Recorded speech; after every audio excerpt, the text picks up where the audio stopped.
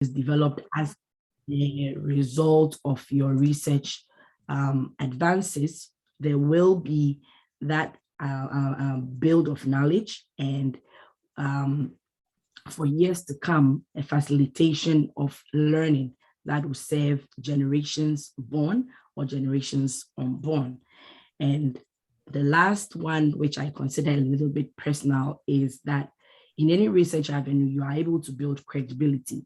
So you might agree with me or you might disagree with me that when we stand forth, particularly those in the political science that get the avenue to contribute to national issues on social media, whether on the radios or on any platform that aligns with the environs of social media, before you can make any statement, you need to be sure of the source. So there has to be some worth to your credibility.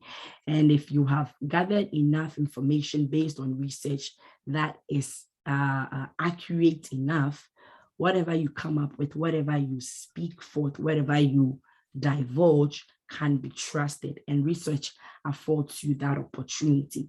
So it's not as though you come up with ideas based on your personal sentiments or hearsay, but because you have engaged in an avenue of information collection, evidence gathering, one that allows you to develop and facilitate learning, you are able to stand forth as a credible source. And that is what research serves to offer as we consider this, or as we move in line to be better research scientists. So I know that at grad school level, at the beginning, even before we apply, sometimes we wonder, what am I going to be doing if I further my education to the master's level? And this normally comes up when we're writing our personal statement, because schools will have questions that would drive you towards the eventual goal of what are you trying to learn? What will be the objective of this education? Is it just going to be you learning and then society has no impact or usefulness to that avenue you have ventured into? And the answer to that is that it stems on what you would clearly specify as your research interest. So in this light, just a few pointers to help you identify particular research interest based on the system of education that is planted round and about you in whatever institution you find yourself in, and of course, based on your exposure. So throughout academia and research career, you might associate several fields of interest, several interests based on what is exposed to you in the classroom, what is exposed to you in the media. And you might realize that at some types of avenues, at some topics, you are very eager to contribute, to learn more, to explore, to advance, to even find out more, apply yourself more to those topics because you find them interesting. But at other avenues, you realize it becomes an overwhelming burden. It's more like a responsibility rather than one that you give your all to that. Now, when you find yourself on this bridge where you are so eager to engage for one or two topics or one or two avenues as against other avenues, then it's not a bad thing, because as human as we are, we have the tendency to have likes, interest in some things more than the others. And if you find yourself on that level, then the good news to that is that you are not far away from clearly identifying what your research interest is. I know that sometimes when we have to put up our CVs for interviews, whether internships or for real job full-time interviews, we wonder what we should write as research interests. Some people have 1, some people have 2, some people have 7. I think I have 7 anyway. But in all, I put together a poll with a couple of questions, and the encouragement here is be sincere. just straightforward, even it's just one or two things that pop up on the spur of the moment to you, gladly fill them out, because it's all designed to filter out what will stand out clearly as the primary research interest that pertains to you, and not just one that is generic for your field of study. I think I see it already pop up. So yes, thank you, Blessed. Please start filling the requirements, and at the end of the day, I would address what we all see from there. I'm not sure how I'm going to know if everybody's done. You mean the poll? Yes, the poll. I think I'm going to be sending it from time to time. Okay, okay, all right, please do. Okay. Okay, so that's I think 5 minutes should be enough for everybody to run through the poll.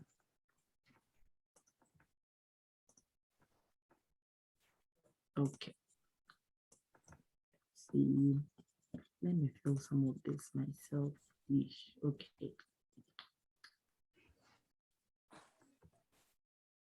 Okay, I lost mine. Okay, that's fine.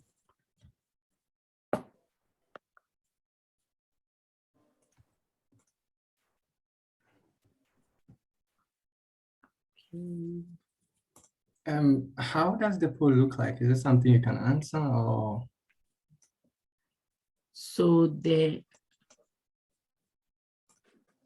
okay. Yeah, they require text answers, not multiple choice answers. Yeah. Statement wise, of course, objectively, if I give this away, then that's the end of my talk. Yeah, so there are a bunch of questions, 7 in all. Answer them to the best of your ability, yes. And I like that you put short answer, so we don't have to read paragraphs. Just as sharp and as concise as you can be. And I'll tell you the reason behind the mechanism for the poll. Okay. Doc, I think we can continue as we are doing the poll, so that it can move side by side, and then we'll be reminding them from time to time too. Okay. The reason why I'm asking for that is because I need the poll responses to be evidence. Okay. So should I? Okay, I'm going to end this one right now, and then we will see the answers, and then. Yes, please do. Okay. I thought you did. Sorry. Share results. Okay. Okay.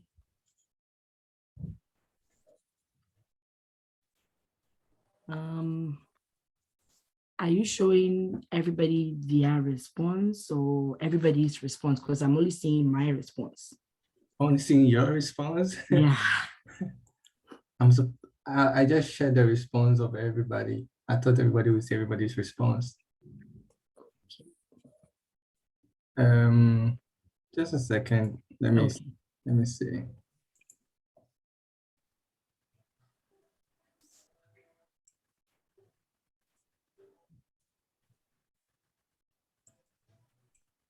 And is it the same thing everybody is experiencing? I see your own answer.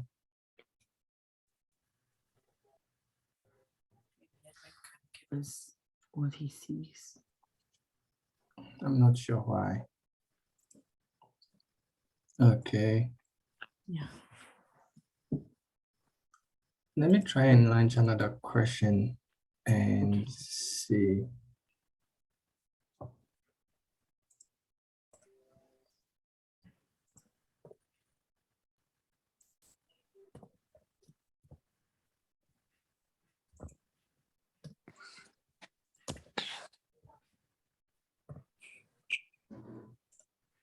Okay.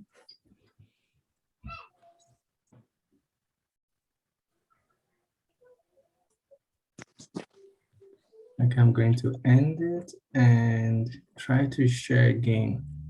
Hopefully it works this time. And it says share results. No, Yeah, it's so my. I don't know how, frankly speaking. I expected Maybe what you everybody- can do is take a screenshot of what Okay, you sure. see because you're the host or something. So you get to see everybody else's response at once. Yeah. Yeah. Hello, Douglas. I Yes. think some people are saying they can see everybody's response. Okay, because I only see my response and I'm not sure how that will help everybody if I can only see my response. Please let us know if you can see everybody's result. Okay, only my results. Yeah. Okay, guys. I think it's the hosts that can see everybody else's response. Yeah, I can see here. Let me Okay. take just a- Maybe make me co-host because I need to see everybody's response anyway. okay. Just briefly and then I have. okay.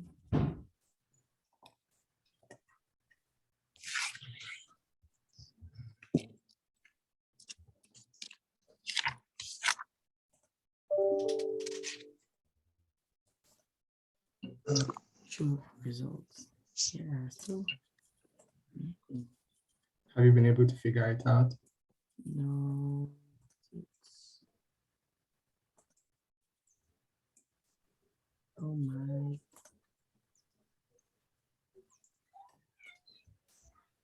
Okay. Yeah. Let me see my results. All right. Can you launch another question? Yes, and I Launch can share my screen so that they can Yes, that could help. see my results. Yeah. Yeah. Okay. Maybe I need that. Okay. So this is question 4. Can you see? Yes, thank you. I Yeah. need this. Okay. So very interesting response. Do you have the results for the second, third, and first question? Yes, I do. So this is, I believe this is for the second question. Mhm. Okay. The one before that. The one before that, is it this one? Okay. Yes. Okay. This is poll 2. I wanted poll 1. For one, Yes. just a second. This one? Okay. All right. Poll 1. Okay. Poll 2. Okay, poll 2 should be this one. Okay. And poll 3. Poll 3, I believe. I think I skipped poll 3. Sorry. Okay. Can you run that for me? Thank you. Okay, yeah, I can. Let me stop sharing and run it quickly here. Poll 3 is what questions or problems are you most interested in exploring? Yes. Okay. Create poll.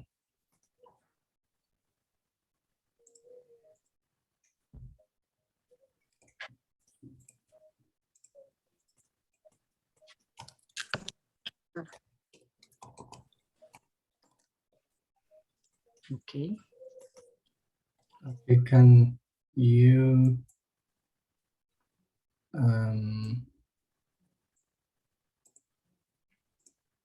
launch? So this is poll 3. Okay. I think you have to go back to, okay. Okay. All right. Questions. Okay. Okay. So far, only one answer. Guys, one answer is not helpful. Please let's try to answer.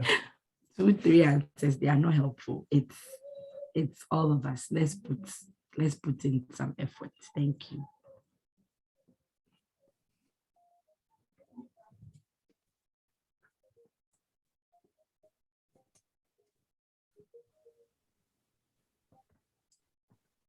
Okay.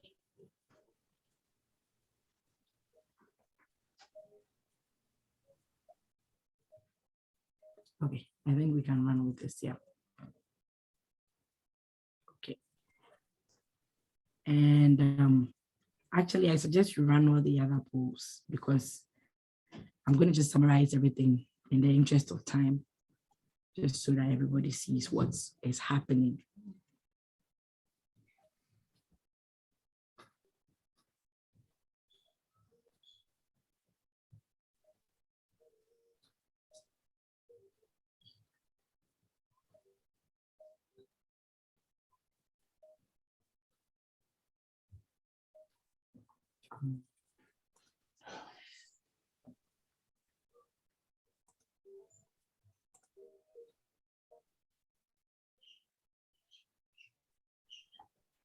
Are the other polls running?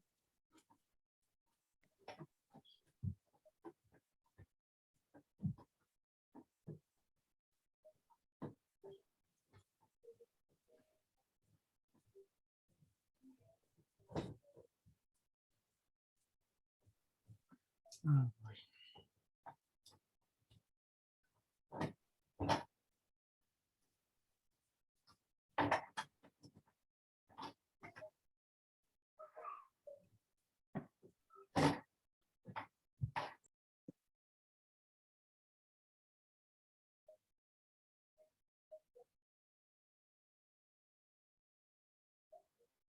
Okay, as the other polls running, of course, in the interest of time, I'd like to say that if you are still not particular about what your research interest is, as the other questions come, they will give you a fair idea as how to narrow them down. But the objective is that what you find easy to do, what you are interested in. Of course, we are engaged in some form of education, learning environments, be it in the university or be in any facility of education you find yourself in. And what comes, like I said initially, what comes to you as something you are so interested in, you spend most of your time, you can give your absolute best and not even bother about whether you are spending all of your days or your hours on solving one particular problem or attending a class over and over or listening to a video over and over again. That stems from what actually is your innate research interest. And being able to identify that, I see names like time series, data science, I see names like power systems, I see names like food networks and all that. All these come to define or clearly specify what your research interests are. Even things that you consider your hobby, they are your hobby because you find interest in them and they are not a pain in the neck if you have to do them as part of your profession, if you have to always find yourself in that space trying to answer questions related to all those things. So in order to be able to identify what your particular research interest is, like I said, I'm not here to tell you whether your research interest is A, B, or C. It stems from you being honest and being able to answer questions that relate to your line of education.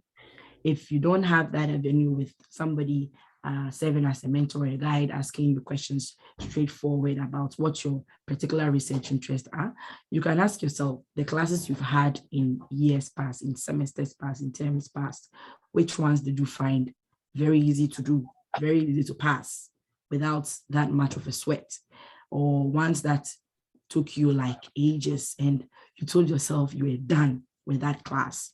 You will not see yourself going back. Even if you had to take it like a second time to improve upon your grade, you would say, no, bye, I'm not interested. I just want my C or I just want my B, and that's enough. So in all, what will stand out clearly as your research interest is something you are going to be living with without that much of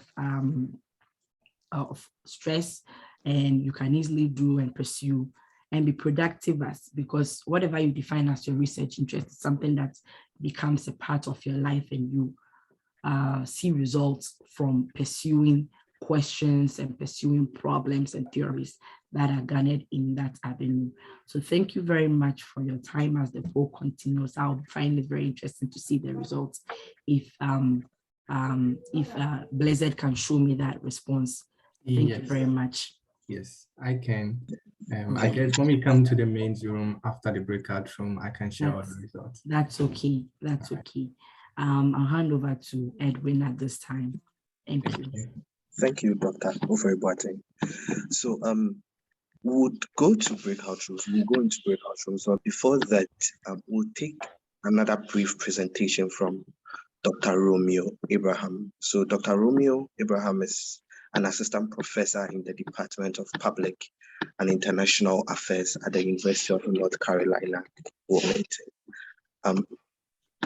Senior Romeo, please, you can take over. Yeah, thank you, Edwin. Yeah, so I will briefly present to you guys on what goes into research.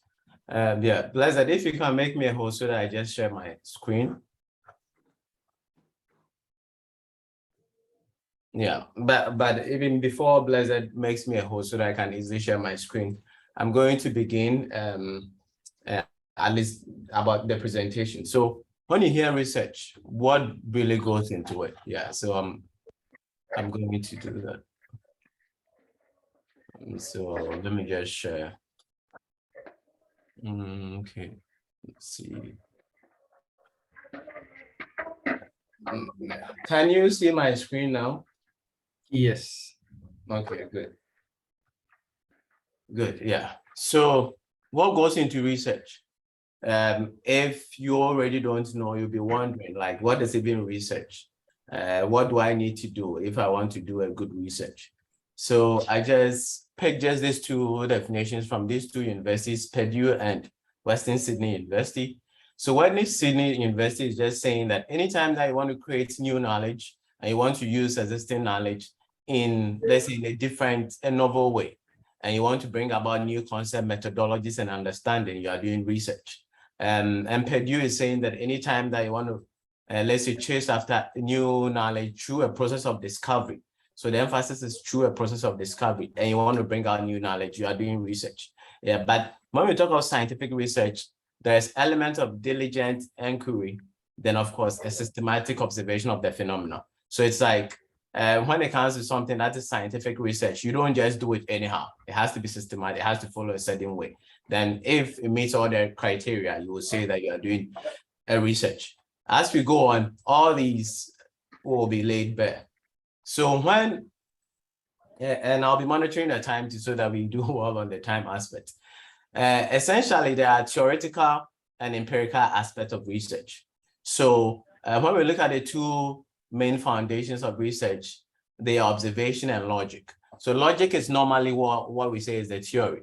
So literally, what is the systematic explanation for the observation that you are talking about? Like, what is the basis? Why are you saying that, for instance, the Ukraine war is affecting prices of fuel in America or other parts of the world, right? So there has to be a theory to that.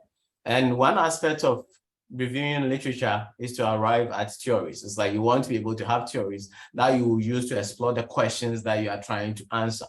And there are, let's say, aspects of research.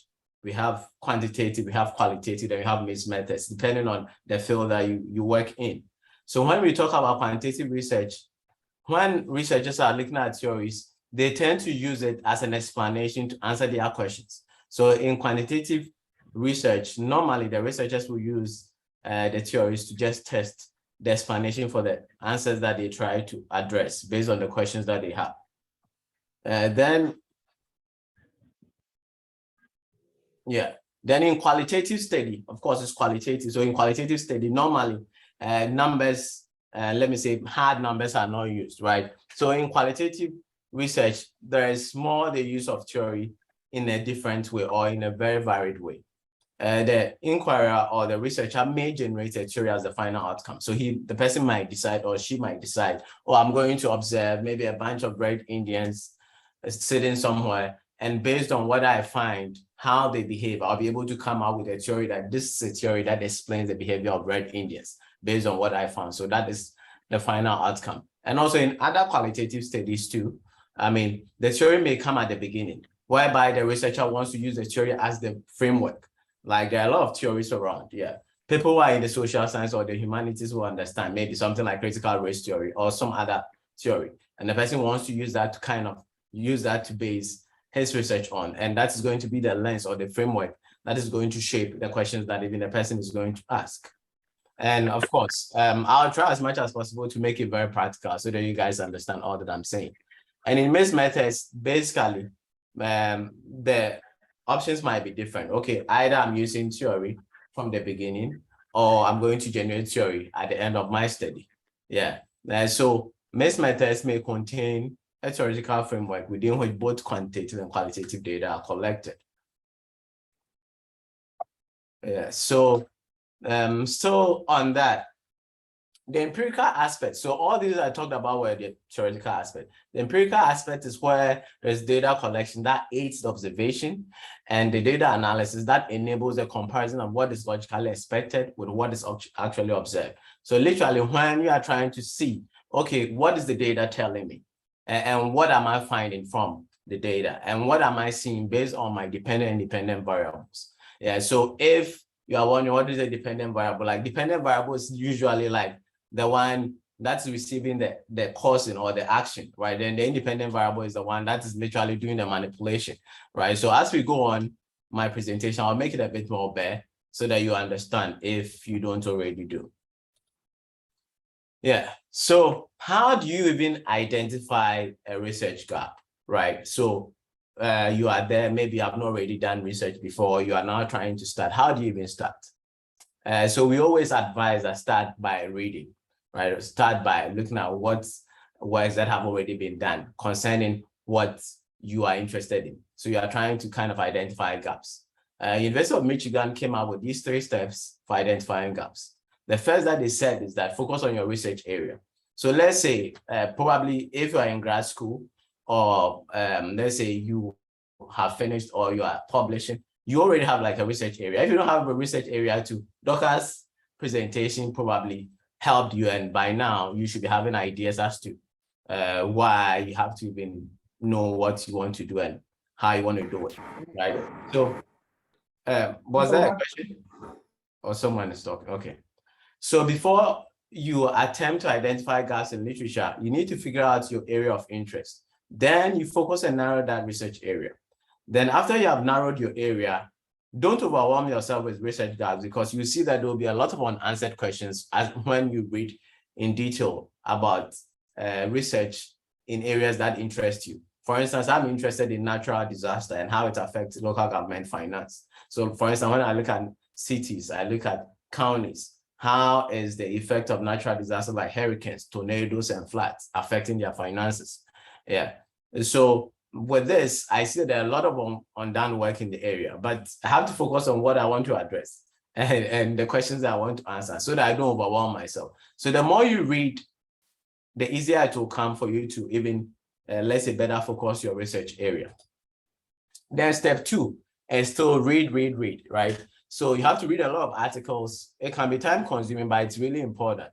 But as you are reading, because you are trying to identify gaps, try and relate what you are reading to your focused research questions and hypotheses. So based on the research questions and hypotheses that you have discovered that you want to answer, make sure that now you tailor these articles that you have read in order to reflect those questions, right? And of course, there are resources that you can find, seminar articles and authors such as Web of Science, Scopus, PsycInfo, so look at those, let's say links or sources. Then the third is map out the literature. So literally keep track of what authors have told you and the questions that occur to you when you are reading anything. It could be an article, a book chapter. So literally create literally mind maps or charts, or kind of keep a list of the articles that you have looked at and literally try to, what are the major contributions? What are some of the questions they answered? Where are the areas that they couldn't answer? So that mapping out will help you to literally settle on your research gap. So if you don't find answers to, let's say, one or more questions that you set out to answer, then you have identified a research gap. Then you can base your hypothesis on it. So the formulation of your research questions and hypothesis. If you are wondering what a hypothesis is, it is just a specified, testable expectation about the empirical reality that follows from a general, proposition, right? So let me give you an example based on my research. So Stickler and Candler and Wright were saying that the cost of municipal debt. So I can even use Ghana as an example. Ghana is now trying to always raise money from the market. So Ghana will float bonds on the market and they try to get money out of that, right? But these two,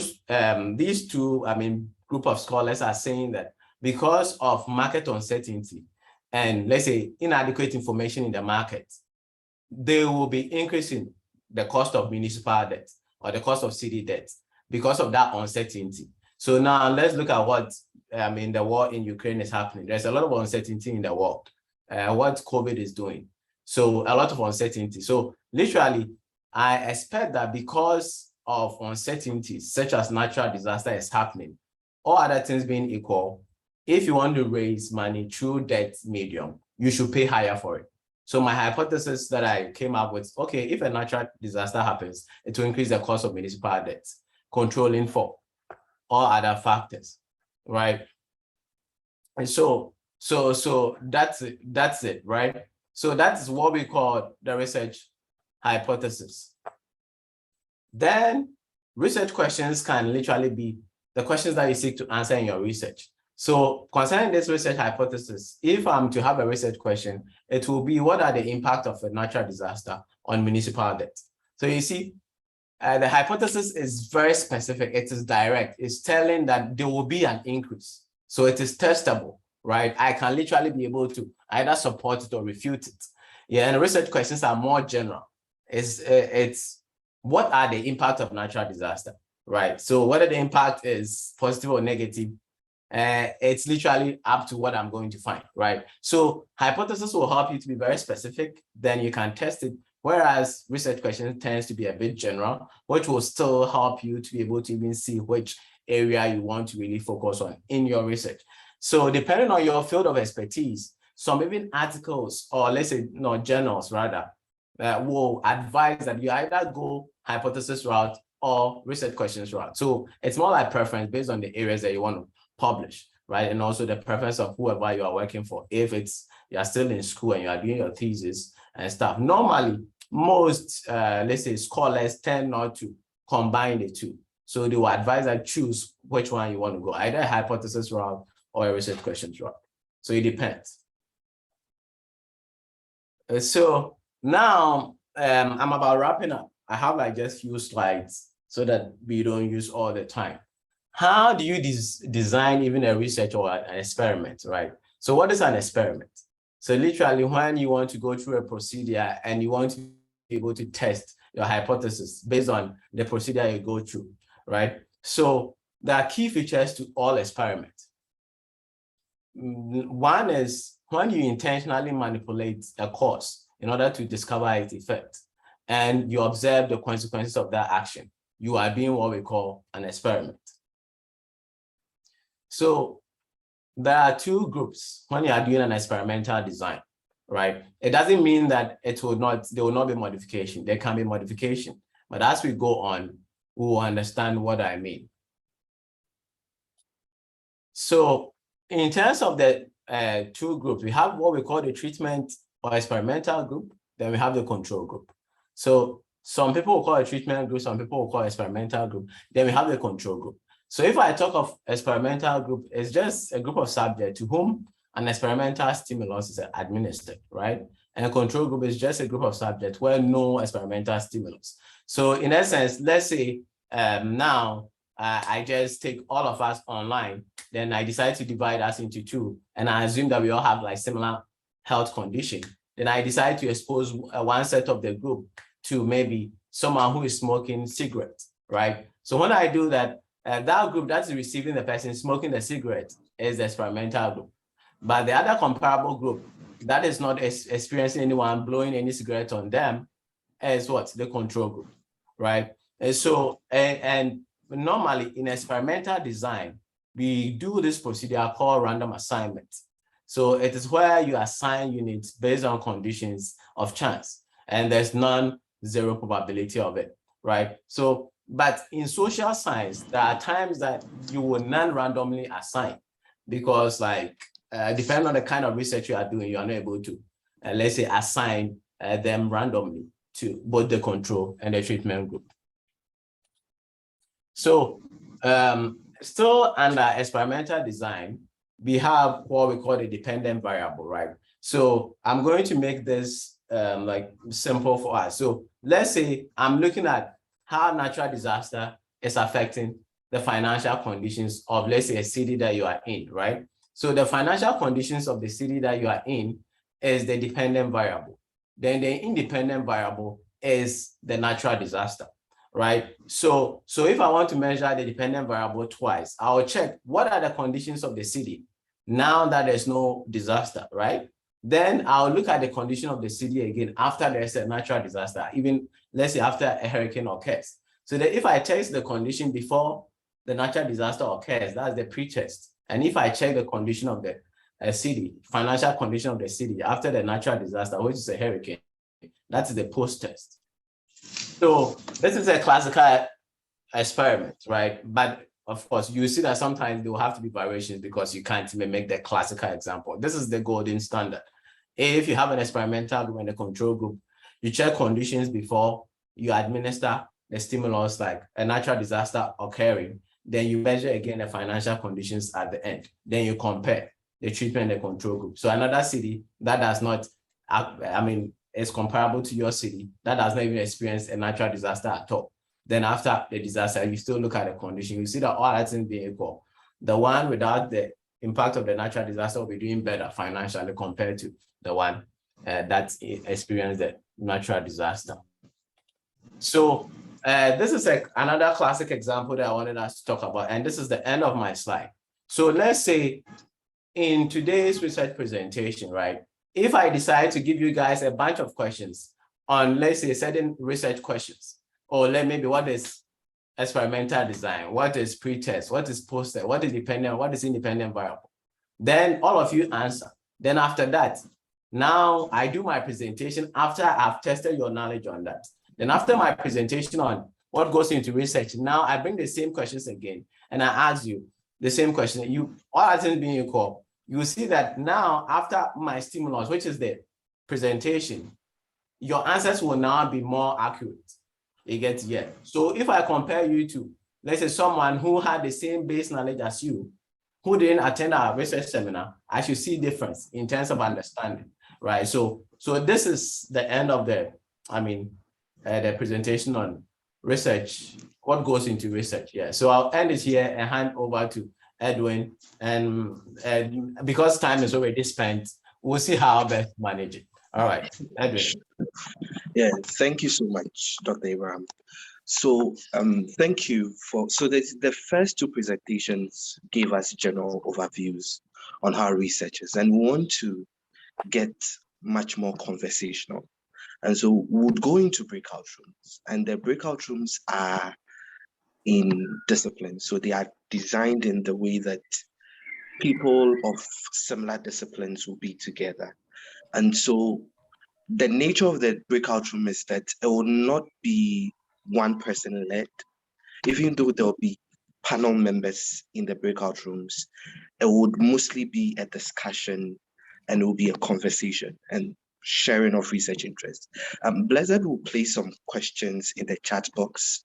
So these are the questions that will be asked for the panel members to initiate discussions amongst people that will go to the breakout rooms. And so these are the speakers that will be in the breakout rooms. So we have the applied science breakout room, we have the social science breakout room, we have the natural science breakout room, and then we have the humanities breakout room.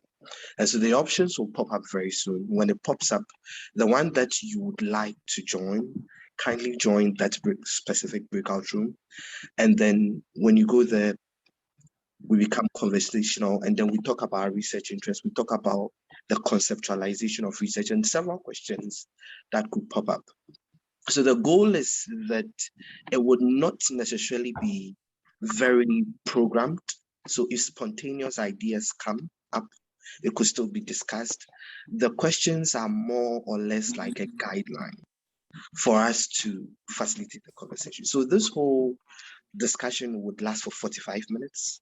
And then when the 45 minutes are up, we would come back to this room and then we would discuss questions that came up in the pertinent questions that came up in the breakout rooms, and then we would move on from there. And so, yeah, I think. So I have launched the breakout rooms, and it's depending on your discipline, please join the breakout room. In each breakout room, there would be a resource person to take us for, to start a discussion with us. We have Dr. Dolly, Dr. Francis, Dr. Say, Dr. Dennis, and we have other resource personnel. So please join the breakout room and let's start. Yeah.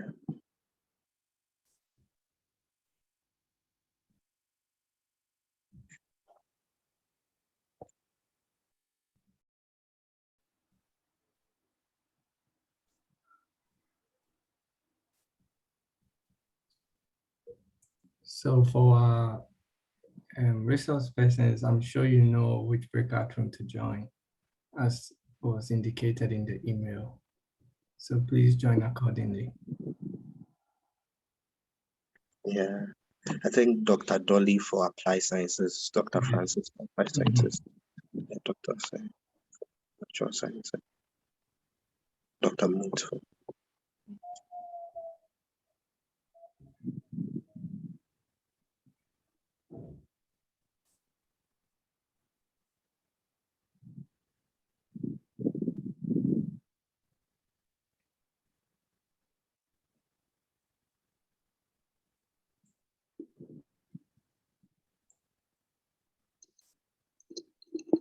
Hello, Dr. Francis. Okay, he's gone.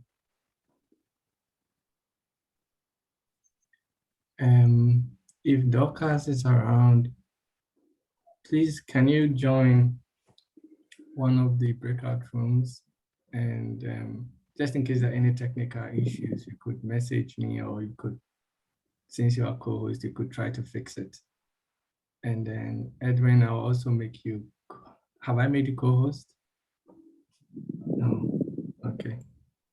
And then Glover too, I'll make you co-host. And no, Glover is already co-host. Okay, which breakout room am I supposed to go to? Let me check. Social science, please. Yeah, I always confuse social science and applied science. Sorry.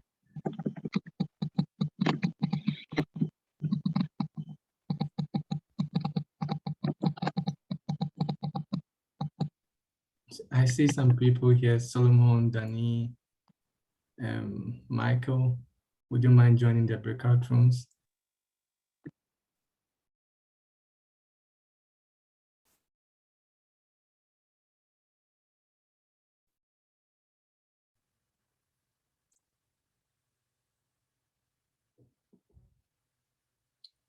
Okay, Edwin, I'm going to join the applied science breakout room, so I'll see you soon.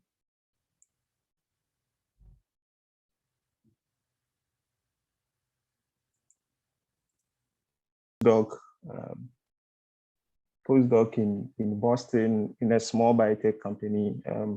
What we do is early drug discovery research. So we have sort of an artificial learning platform that we use to discover new compounds, to test, to see if it can be further developed maybe a couple of years from now. It's to target different diseases and less research conditions.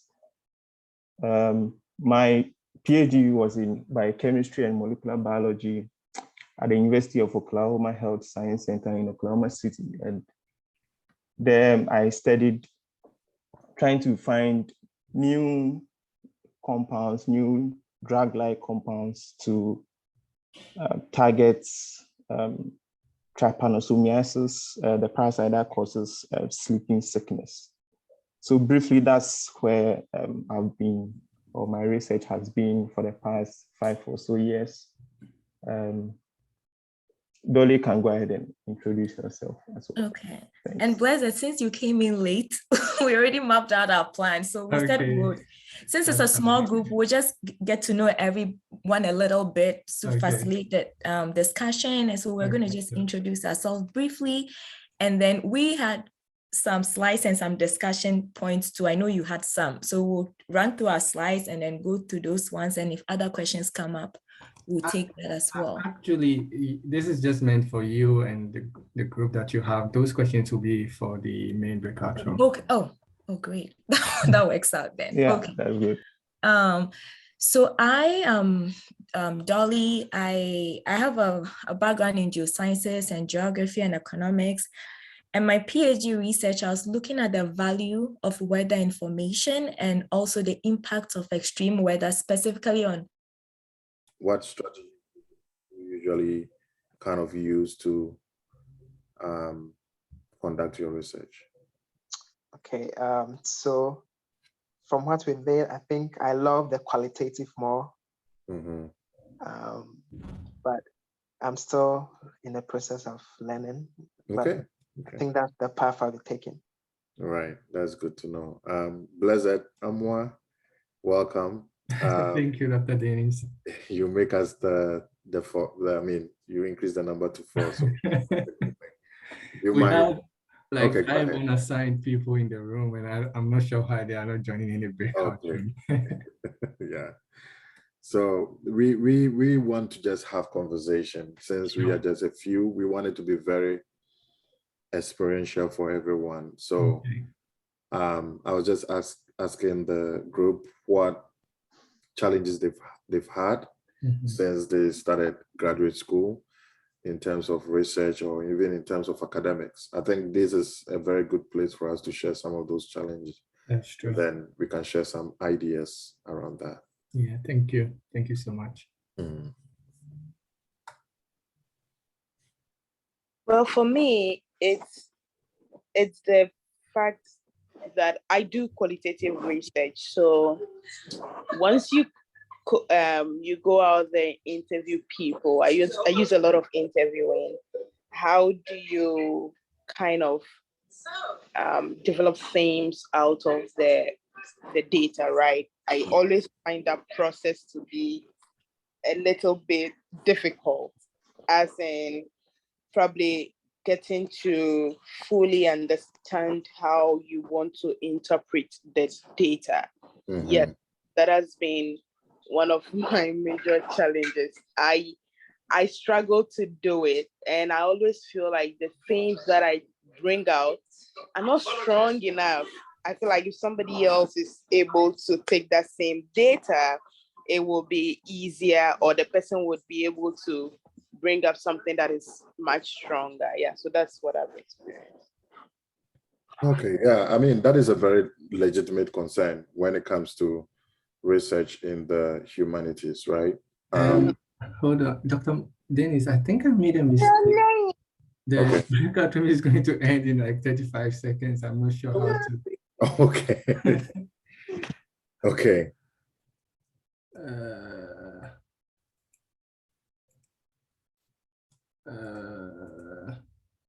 How do I do this? I think you'll have to set it up again. Oh, wow. Yeah, you have to set it up again and then give the actual time again. Too bad. Yeah. Oh my goodness. I feel so bad about this. It's fine. Yeah, some of these things happen. Breakout room. Hello everyone. Sorry, I think something happened. What's up? Oh, like Yeah, I think we need to leave the breakout room.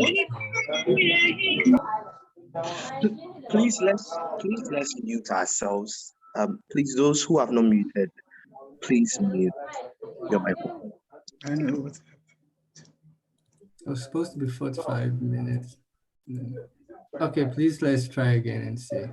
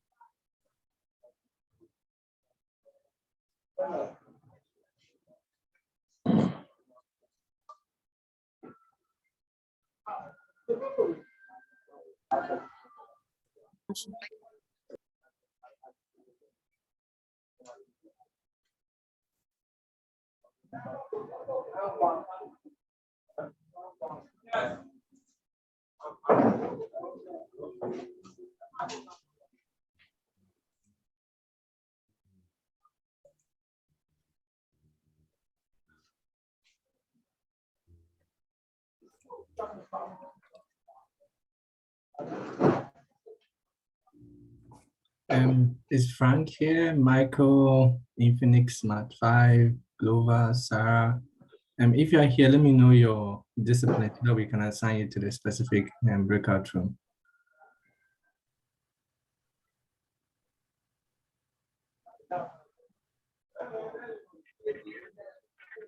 Like Palmo, please. Yeah, I'm here.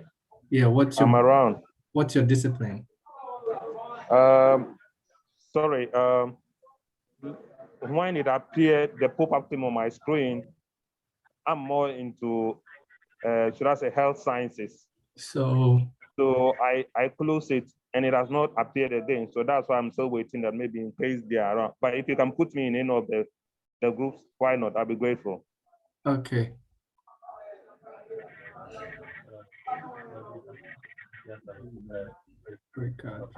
What about Majid?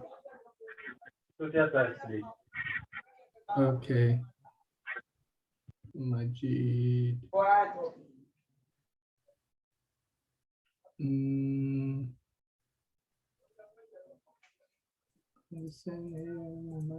Frank.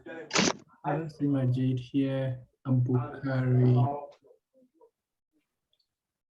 Majid, I'm trying to add you, but I don't see your name here to add you.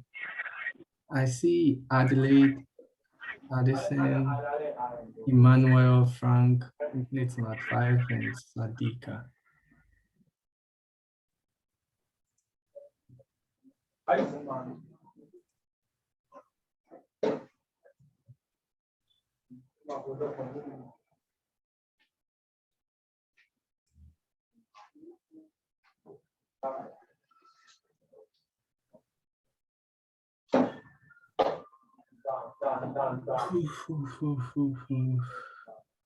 Not sure.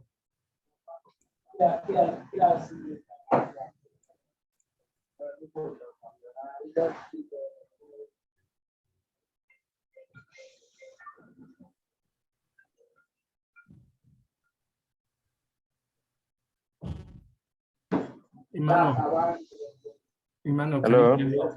Yes. Okay. Yes. Sorry. I thought it was me. Sorry. Okay, that's fine. What group are you in?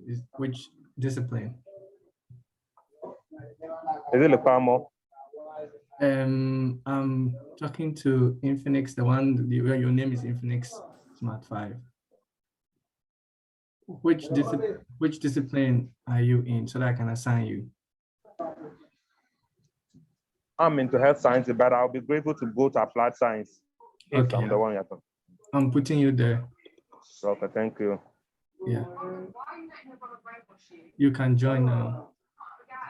Thank you. And then Emmanuel, Michael, Frank.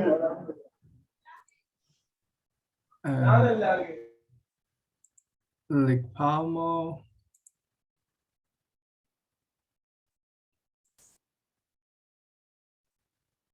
Philemon, Majid. I'm not sure if Philemon, which group are you in? Applied science. Applied science. Okay, I've assigned you, you can join. Okay. And then Frank. Is there Frank here?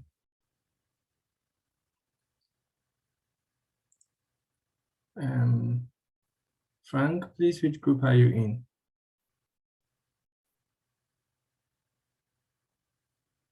Michael hasn't joined, even though he's in the humanities group. Majid hasn't joined.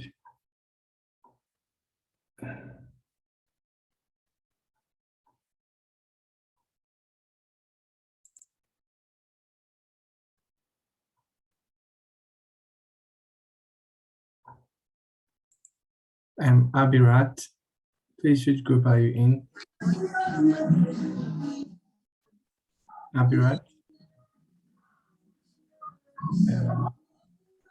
Abirat, please, which group are you in?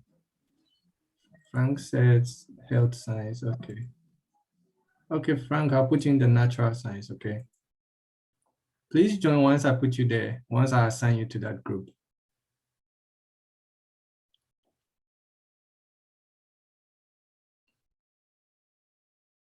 I've assigned all of you, so please join the group if you can see it.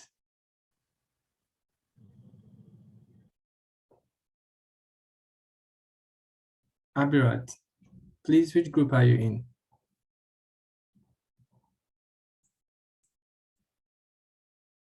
Okay, Abirat is in humanities. Kayode. Yes, good evening. Yeah, please, which group would you like to join? Humanities, social sciences, applied science, or natural science? Applied science. Applied science? Yes. Okay, I've assigned you now, so please join. Okay. We only have Adelaide. Come again? I said we only have Adelaide now. Okay. And Edwin. Hi, Enoch. Please, which group are you in so that we can assign you? Applied science, social science, natural science, or humanities? Hello, Enoch. Hi. Yes, Enoch, which group are you in so that we can assign you? There are meetings going on in different Zoom breakout rooms. Okay, so I'm offering economics, so I don't know the groups that you have already. So maybe I'm doing PhD in economics, so PhD in maybe you can just assign me to the correct one. Okay. Glover, which group do you think he'll fit? Is it social? Which groups do you have? We have social science, we have humanities, we have applied science, and we have natural science. Maybe social science is fine. Okay. Social science, blessed. Okay. I've assigned you now.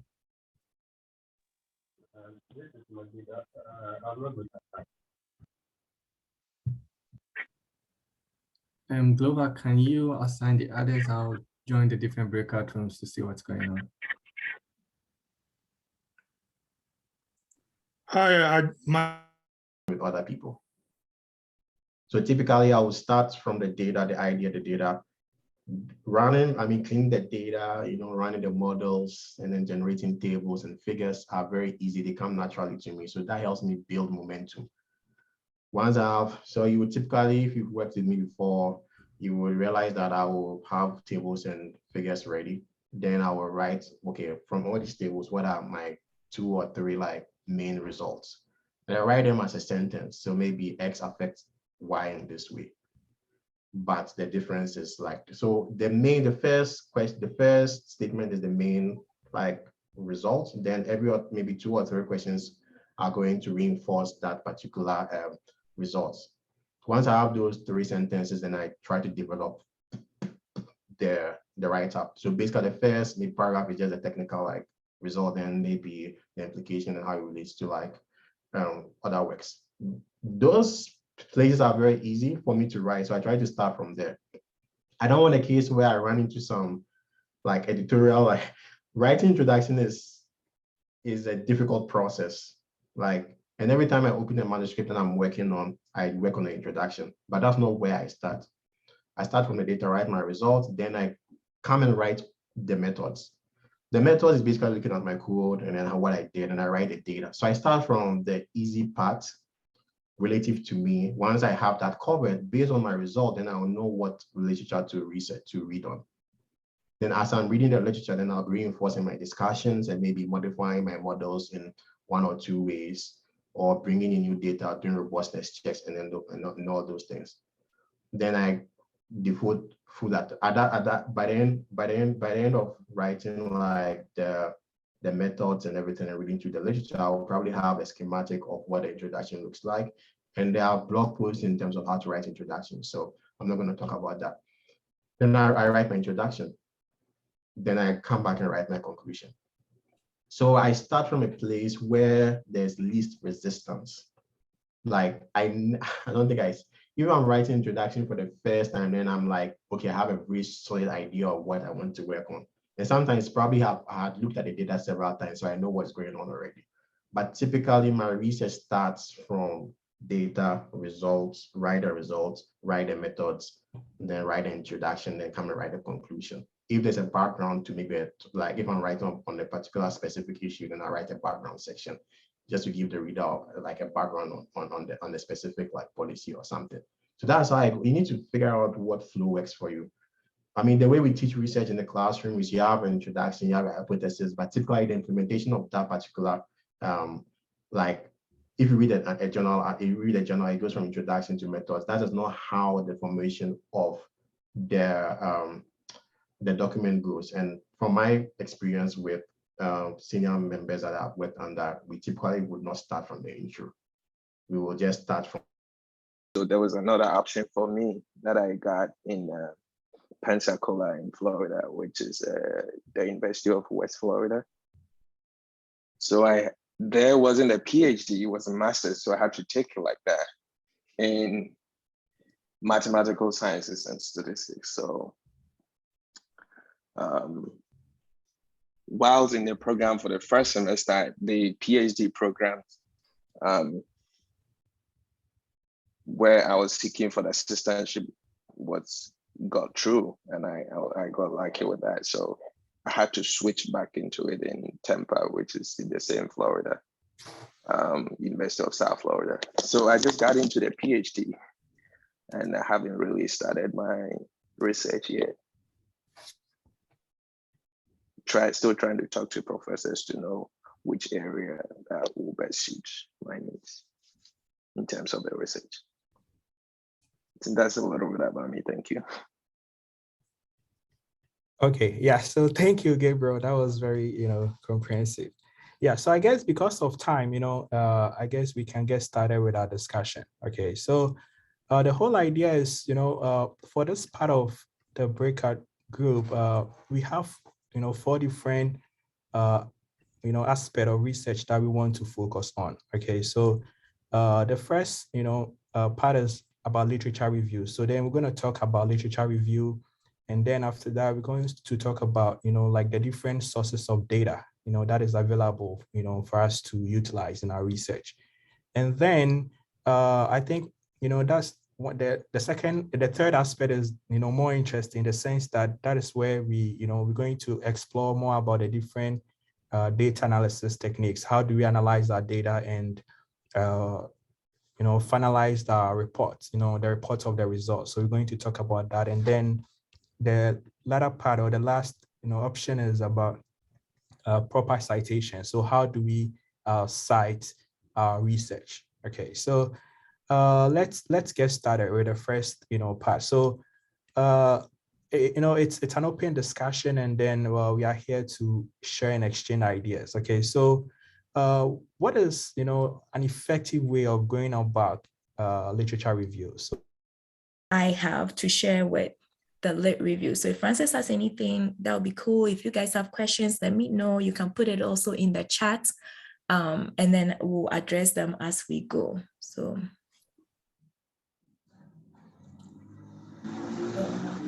Francis, was there anything else you wanted to add before we keep? Yes, so can you hear me?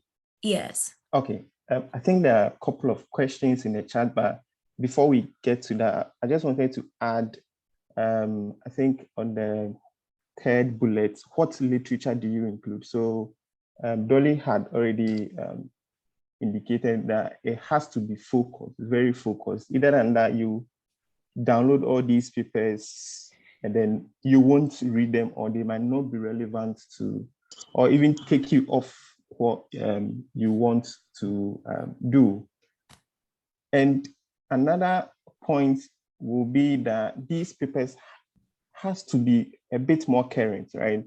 Even though there will be, what we call seminal or, groundbreaking papers that you can cite maybe from, 30 or 40 years ago, but then most of the literature or the papers that you want to read has to be, people talk about maybe in the past 10 years, past 5 years or so. And one way that I found to be very convenient is that to do, or to begin with, start with review papers itself, right? So review papers that people have already done, that's been published within a year or two, will be a good way to know what's current, right? What people have done, people have read and put together, and then you know what's the current state of the arts, and then you sort of go through their references, download the papers, read, and then you go back to different research articles around your topic, and then you can start doing this funnel-shaped approach that is on the slide. Someone mentioned, please, is it a good idea to read papers methodology when reviewing literature? Oh, yeah. So there's actually two questions. I think and then the second is, so meaning during a lit review, you don't cite the authors of the papers you reviewed. So actually doing a lit review, you cite, I think let's take it this way. Let me take a step back. So maybe when you start with the lit review process, what you are doing is, because you are trying to narrow it down, I personally always have like a big folder where I say my research.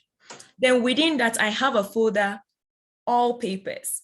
Then I can have another folder that is papers that are relevant. Because when you start, it might be you just have all these papers, you have no idea. So this is a yes and no thing, where I'll start with the second question from Riley. So meaning during a lit review, you don't cite the authors of the papers you reviewed. It's possible that you don't cite the authors of all the papers you read, because you might have seen the title, read the abstract and thought it was good for you, but then when you read the work itself, it wasn't relevant. So it means, yes, you did cite it, but it wasn't relevant for you. So which is why it's good to keep track of those things, right? So, and it might not be relevant for you in that you might say, whereas other authors focus on this. So there you say, author this focus on this, author this focus on this, author this focus on this. My work specifically looks at this thing. So you did review it. You are not really using their work directly, but you're acknowledging that they did something that is relevant in your field, right? And so there's multiple levels to this question where, yes, you might review literature that you don't end up citing, or you might review it that is a side note, so you don't need to cite it. And then the methodology question, also multiple answers, and I'll give Francis a chance to add anything to it. But you see, so in some papers, because depending on what you are writing, the methodology might be important to mention in the lit review. So if you are doing some statistic paper and you're looking at a specific statistic model, it means in the lit review, you have to address it, right? Now, some journals would want you to talk about that when you get to your method section. So it really depends on what paper are you writing. Is the method relevant to the lit review section? But you have to remember that even if the method is not relevant to your lit review section, when you get to your method section, because you have to justify why you're using all methods, right? And so that means that you still have to review this paper. You have to review it, make a note of it somewhere, synthesize it, and leave it. So, when you start this program, it's just best for you to have a database of all the articles that you are reading, you think might be useful for you. And if you have time, maybe create a spreadsheet where you have author, year, method, important topics they discuss. That way, when you get to where you're actually synthesizing, you can just search, use the search function and be like, okay, what did these people talk about? Do I need it? What did they not talk about? So please let me know if I answered your question in the chat, or if you have a follow-up, and I'll see if Francis has anything else to add before we move on to the next thing. But those are great questions. Thanks. Yeah, that's a good question about the methodology. And I can speak to more on the biomedical side. Mostly you want to state the method or the approach someone used, because there might be different ways of measuring something, and based on the methodology you use, you might get different results. And if the results is important to, you know, the current ideology in the field, it's important that you sort of mention that, oh, they use this approach or they use this method A, B, C to get to this point. And if maybe your review is on using another approach, you have to indicate the method that the previous paper had mentioned. So yeah, that's what I think I have on the first question. Yeah. I know someone has a question here. I think we'll tackle that briefly on the next slide, and then we can still talk more about it towards the end, but that's a good question about the methods. We'll talk, I think the next slide, Francis will talk a little bit more about that. And then at the end, if you still have more questions, you let us know. So I will go to the sources slide, because we're going to do so. Hopefully, if you still have questions on lit review, let us know. But now we're going to talk more about sources. So the things that I'm hoping you're thinking about, like, you know, what are the sources of data that you're using? And I know we already spoke about the fields that you are in. Are these things important? We also have to start this slide by saying that the sources are usually unique to your field, right? And so some of them are generic, where you can be like, okay, this is what we do. But you know, like, oh, I can't remember what Samuel does. But anyway, I have a friend that he kind of, he's researching into, like, he mainly always uses like C. elegans. So he's doing all this lab work. And so when his co-authors publishing all that stuff, it's very different from where I find my kind of source. So the key thing to remember here is that they are different, but where are some of the places we can find these things? So, you know, just the internet, we can find these things, right? There's reference materials, there's book. We have to remember there's also like empirical or evidence-based articles. There are peer-reviewed journals, there's conference proceedings and papers. You can find people's dissertations and theses, and gray literature or white papers. Now, Wikipedia is not a good, it's not a good source to cite. You could, if you do your Google search and then Wikipedia pops up, you can go to Wikipedia and go all the way to the bottom where it says references, copy it and paste it in a link. If it's a genuine link, like a conference proceeding, a paper, something that carries weight, then yes, but not Wikipedia itself. Because remember, anybody can go in there and tweak stuff. So like you cannot verify that information. So do not put those in your lit review. Yeah, so or like as a source to find data, right? So if we're going to break this down like all the way, like what are the sources of data, you know, we can talk about how you can have your primary sources of data or your secondary sources of data, and even all the way up to tertiary level of data. But pretty much what we are talking about is, are these, is this information that was generated somewhere? Is it information some other people generated? Is it like on a database you're finding? So that levels are what we are talking about, right? And so I will also give a brief pause here now and then see if anybody has any questions in the chat, or if you have any experiences to share with your sources of data, or some sources that you used and people said absolutely not. Now, I will say I had a professor who would say, don't ever cite from this particular journal, right? Because maybe they were known for, as if you submit an article, even if it's a bad one, they'll probably publish it so nobody respects their journal, right? It's not common, but those can happen, which means if you cited that, your whoever you're working with probably be like, no. Also, Francis mentioned it, but also remember, as you're searching for these informations, more current ones are relevant. You might go all the way. I have this paper I cited from like 1985, but that's because it was a key paper to the field. And so nobody will be upset. But then if I don't have anything from like the year 2000 and like now, honestly, like 2002, because we already have when people are publishing, people will be like, so you're trying to tell us between those years, nothing has happened. So there's a difference between acknowledging the journey, but making sure that you are up to date with it, right?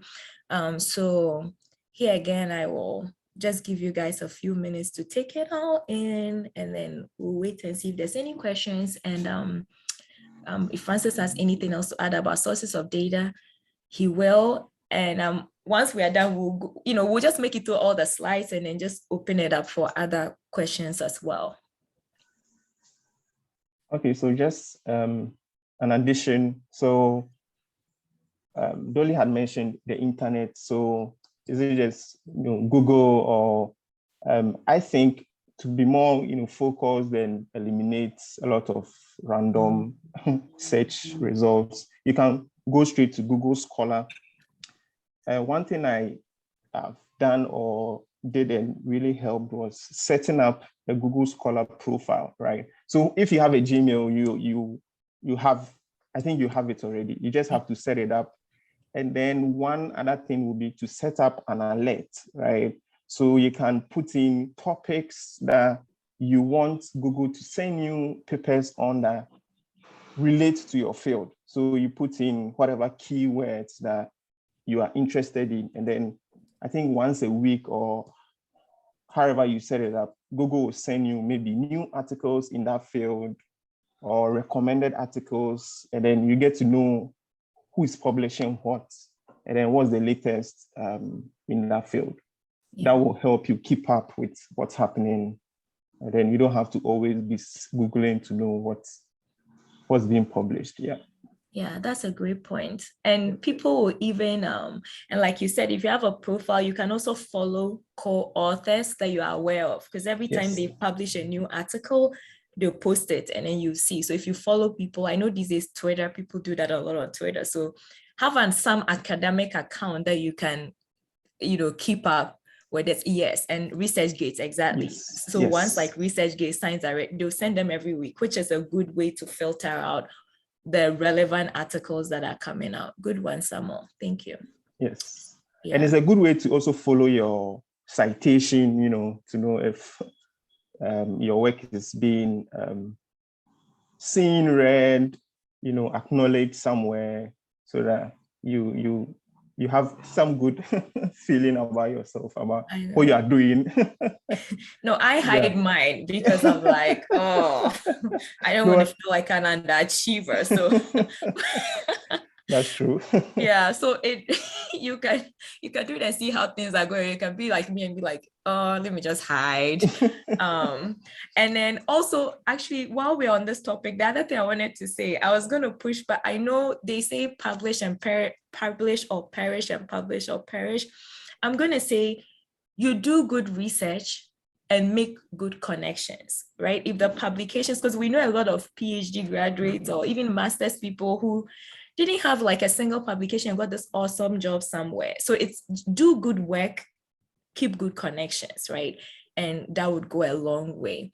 Good questions, guys. So now I'll go to the next slide. I'll let Francis take the lead on that. But if you have any questions on what we've been talking about so far, just feel free to drop them in the chat as well. Yeah, so Seth is very happy with the tracking technique. Okay, yeah, because of time, I'll just run through these two and then wait for more questions if anyone has. So you've done the literature review, you've gone through all the sources of data. Now you just as Romeo had mentioned in the room, you've done experiment. It can be interviews, it can be, you know, measuring something in the lab or taking data from somewhere, right? Now you have to analyze them, right? So, and there are different ways, depending on your field again, whether it can be qualitative, quantitative, mixed, or triangulation.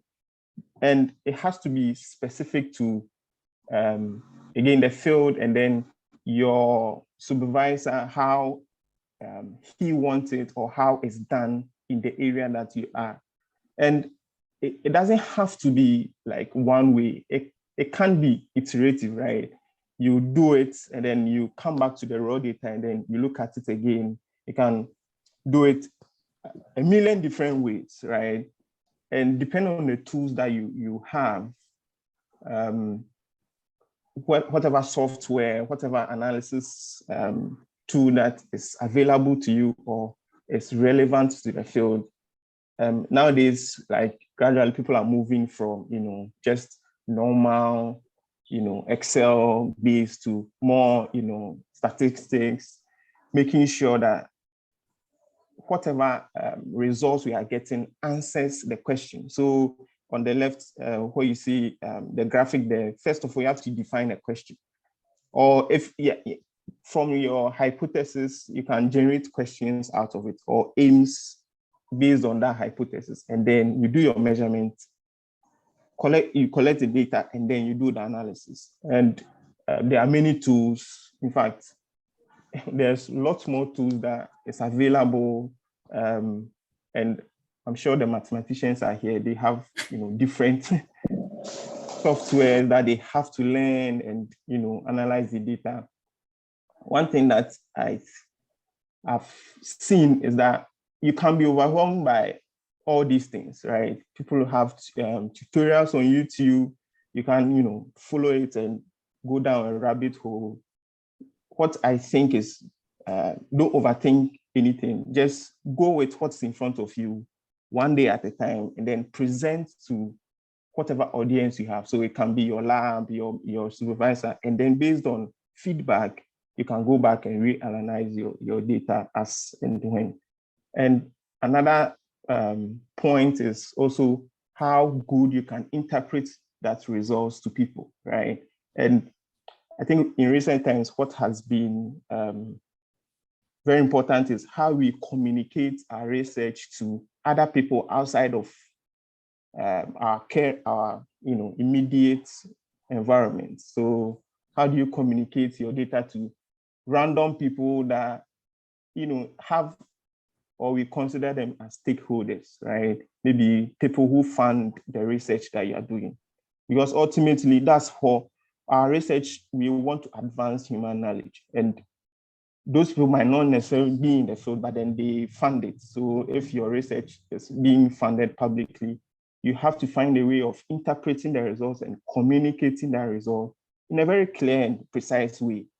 So, you know, you can plot, you know, amazing graphs, but does it communicate what you want to, or what you want the communication to be, right? And it has to be directly to the question that you started with. I don't know if Dolly has any addition to. So wait, sorry, I just saw Gabriel was kicked out. So I don't know if he's back on. Is he back on? I couldn't tell. Anyway, sorry. If you have any question, right. Yeah, if anyone has any question or any additional analyzing data. Oh, he's back. Okay. And yes, I'm back on. Oh, good. All right. If you have any questions at any point, I think you probably haven't missed too much, hopefully. I don't know at what point you got kicked out. And I know because is it Le Palmo? Le Palmo. I think that's the name. I'm sorry if I butchered it, but because you were asking us about research methods as well. I don't know if this answered your question, or do you have a more specific thing that you wanted to know about research methods? And you can put in the chat if you don't want to talk. We'll just go to the next slide and you put in the chat and we'll address it. But I think he pretty much spoke about the big methods, you can be going the qualitative way or the quantitative way or using a mixed approach. A lot of my research is mixed approach because I'll go look at weather data and look at, satellite data, all these numbers, and then come and take it to the people where I do interviews and ask them what's going on. And so I do a mix of that. But yeah, let us know if there's something specific you wanted to know. And now let's go to the slide. Okay, so now if you are done with reviewing all the data you've collected, you've analyzed, the results look right, you make a write-up, you have to reference, right? Because in fact, the research that we do, as someone would say, it's not really from our head, right? We are building from what people have done, and based on that, we have to reference whatever whatever information that we are using. So why do we reference? First of all, we want to lend credibility to people's work, and then also our work, because the science is peer review. When we say peer review, someone else has cross-checked to make sure what you are saying follows logic and it makes sense, right? And then also to credit authors, because if you credit people and your work is, important, people will also credit you. And to also show the original source. Sometimes we pick data from, all sorts of places, but then it has to come from some original source, and referencing helps us with that. And also to avoid, plagiarism. You don't want to, quote verbatim, take people's work and then state it as your own. You have to credit them. And ways of referencing and citation, again, it depends on your field, it depends on how you are publicizing that information. So is it like a paper in a journal, or conference presentation, or is it a poster? And all those things we have different ways of referencing and citing people. We have different software for doing this. I won't advise anyone to do it manually because it's not worth it. You don't have to do it manually. There's a lot of softwares based on how user-friendly and how comfortable you are with all these things, all the different softwares. You choose one and go with it. EndNote is very popular. Zotero is available.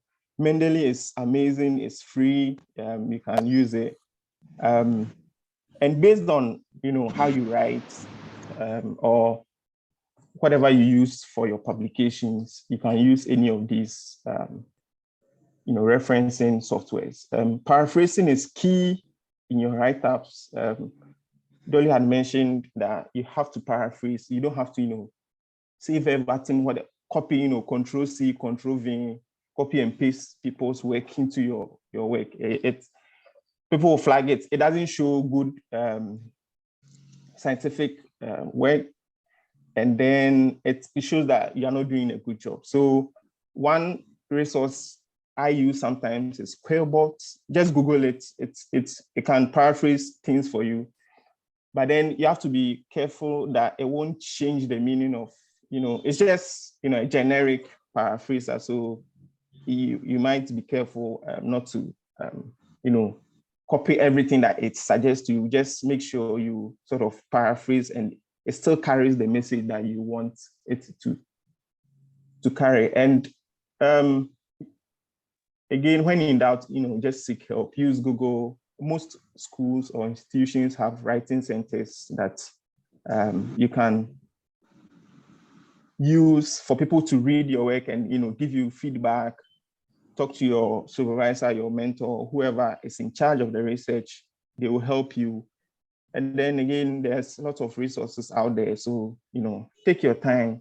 It's not the end of the world. If you are, drowning in it, just do what's immediately in front of you. And with time, you get the hang of it and you'll be successful. Just a few questions in the chat. Isaac asked if I can elaborate on sample size and how it can affect your research outcome.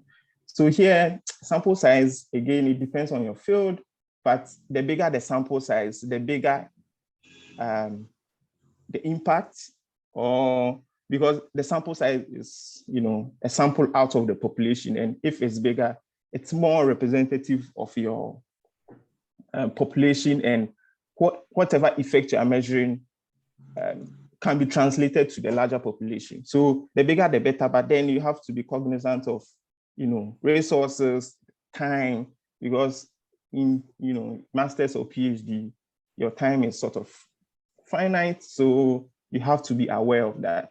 You have to have enough sample size which has a lot of power. I think the mathematicians can correct me, for you to see the effect that you want to measure. So again, sample size is very, very important. Make sure you have enough to measure the effects you want to see.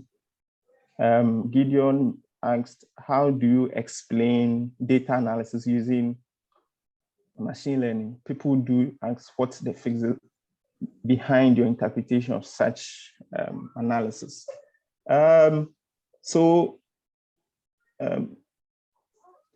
Machine learning, data science, the new buzzwords around. I think the math, or maybe the physics behind, if you are really into it, you have to understand the formulas that goes into the different models that you are using. Again, if you are not like, deep mathematicians, I don't think people are like, will bother you on, explain how a regression, regression formulas and what's the formula behind the random forest model. These are popular things that everyone knows. So the math underlying it is, I think, is familiar to a lot of people. So, but then you, the researcher, have to know it. And I think there are a lot of resources out there for you to know, learn and know how the model is taking the data and transforming it into whatever predictions it's giving you. Someone asked, and Dolly, if you have any additions to this. I think the question on the sample size, you gave a great answer. Okay. I know sometimes like for example, like the central limit theorem, something like that will say n equals 30, and so you can make a case. I think at the end of the day, first of all, if you have a large sample size, like you said, you can generalize. But if you don't, then you would have to now say that this, you have to have that caveat that says this is a case study. It applies just to these people. And so that's why case study analysis also exists, right? Yes. And so, but at the end of the day, with everything, you need to be able to defend it. So if you don't have the numbers, find people that have done work without numbers and use that as this is why. And I think that also applies to, there was a second question. What was the second question you answered? Oh, the physics behind. Yeah, I think the physics or the mathematics behind it. Yes, luckily, because models. a lot of people are also beginning to publish things in machine learning. Mm-hmm. The other thing you can do beyond you understanding it is whenever you are writing your paper, you should say, okay, this paper looks as this.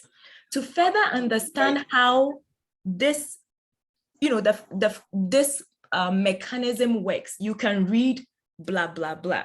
So find the people that have written about the physics or have explained it somewhere and they are there. All you have to do is just say, for an extensive review of this thing, read these papers, but then this is what I'm focusing on. So that's another way you can go around that.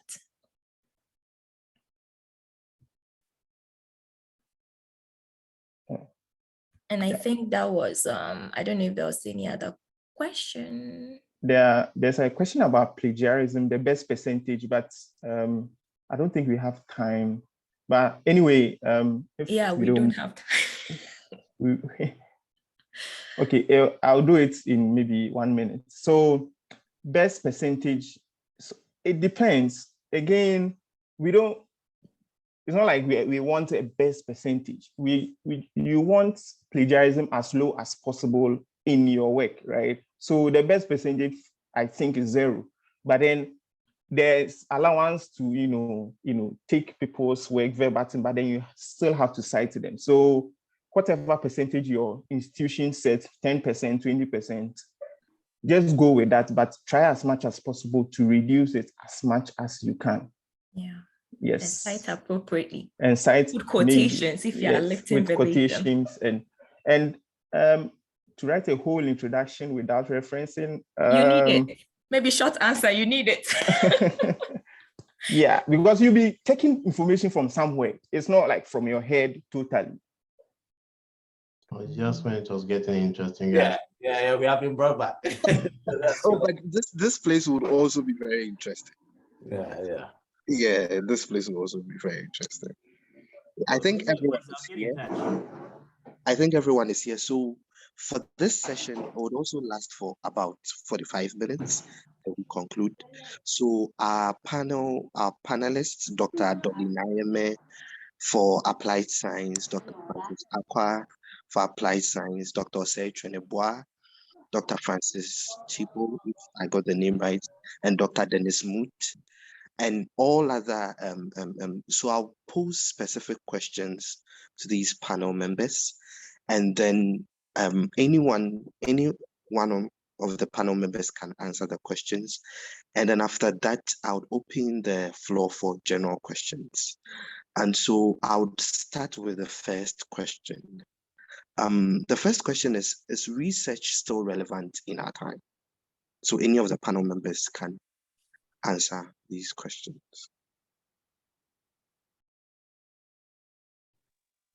I'll take a stab at it. So I think for me, I think in my group, I answered this question, and what I said was it's relevant in the sense that I'm a very selfish researcher. It's relevant because I see research as a production process. So like, let's say a carpenter and a cook. If a cook doesn't cook food to sell, they don't really get income. If you are a carpenter and you don't have tools and you don't make furniture, you don't really get income. The research is your rent. If you're going to be a researcher, you need to produce research. Maybe that research might not be groundbreaking or contribute to society in the current time, but the fact that research is tied to your income and your livelihood makes it relevant. So it's relevant because it's your profession. So that's my take on the research. It's really more myopic and self-focused. And once you understand that fact, then you realize that, okay, I need to do good research. I need to do research that is relevant, because then that would influence my credibility or how people see me. But you need to understand that research is your livelihood. You're not doing research. You are doing research to maximize your own utility to begin with. So that's the way I see research. Okay, thank you so much. Thank you so much. I also think that beyond maximizing the individual utility, you want to look at the human condition. The human condition is such that we are always evolving, right? There's always not one side to an issue. I was first introduced to research with the parable of the lion and the 7 blind men, where they had to touch every aspect or specific part of the lion, and each of them gave a description based on what they touched. It means that there is not a conclusive approach to the issues that we are always looking at. And we talked about this in our group, where there was a comment that in most fields that you always feel that all the research have been done, right? All the issues have been talked about. But I always like to differ from that kind of perception or that kind of outlook, because there's always different perception or different ways of understanding issue. And until you put a stamp on it, until you be able to speak clearly in terms of your conceptualization based on the evidence that you found from the data you collected, other folks might not kind of see the angle at which you are looking at. So if you are looking at the human condition and looking at the characteristics of society as always evolving, always moving, always changing, then research is always going to be relevant.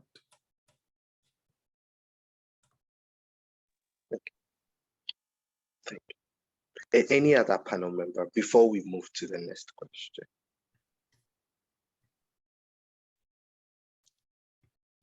Yeah, so I think my colleagues have said it all, and I believe that, I wouldn't say we are coming out of a pandemic, to a larger extent, we are still in, right? But then if we didn't, have like effective researchers who developed the vaccines, it would have still been in a bad state, correct? So I believe that yes, research it's very relevant in a sense that we always, develop new tools, to help solve problem, okay? And then even if it's not a new tool, using research, we can also find, effective ways of doing things, okay? So it could be that maybe the previous, tool that was used to maybe solve that problem, maybe there was a problem with it, or, okay, in the sense that maybe you need more resources in order to go about it. But then based on research, we can come up with what? A better way of going about it. So yes, research is very, very relevant.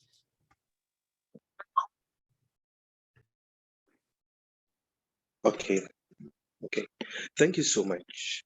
So the next question is more in line with development. So how relevant, so it's a very general question. How relevant is research to African and developing countries? And any person can start. How is research relevant to African and developing countries? I'll take a stab at it. I think for me, I would like to rephrase that question, right? I would like to look at it as to why is research disregarded in Africa? I don't think that Africans do not see research relevant. I think for a long time, research has been disregarded, and it's been disregarded in all fronts. It's not only among the sciences, it's even in the humanities, social science, and all those kind of field. And I think there's little kind of, for want of better word, commitment to utilize research that has been conducted to affect certain levels of change in society. And we see that happening over and over again, where dissertation written by students from, say, Legon end up, as a rapper for food stuff or something on the street. I think if this is a very important question, a very relevant question, but I don't think we can exhaust the entire crux of the question here. But for me, I would like to look at it as to why research has been disregarded for quite a long time in terms of its influence or its contribution to development. Let me piggyback on what Mort. I hope I mentioned your name. Is it Mort or Moot? It's Moot. Moot. Okay. So like Dr. Moot said, I think it's sometimes general. I think most likely it's general disregard. And the way I have come to understand why there's a general disregard is the fact that there are competing interests. And sometimes research is not an acute problem of the government. But again, the research and the issue that is acute are endogenous, right? Because if you do the research, maybe those acute problems will be solved. So it's more, I don't think that researchers don't want to do research. I think it's just the enabling environment is what the issue, and that enabling environment is being dictated by issues that may not have a direct link to research per se, right? It's just that the government needs to build roads, right? Maybe political reasons, I need to figure out how I'm going to be elected next time, and maybe pumping money into research may not be the right. And I'm talking about it relative to where we are in the US. The US throws a lot of money at its problem in terms of research and stuff. Maybe we don't have the money to spare. And if we don't have the money to spare, it just compounds our acute problems in the future as well.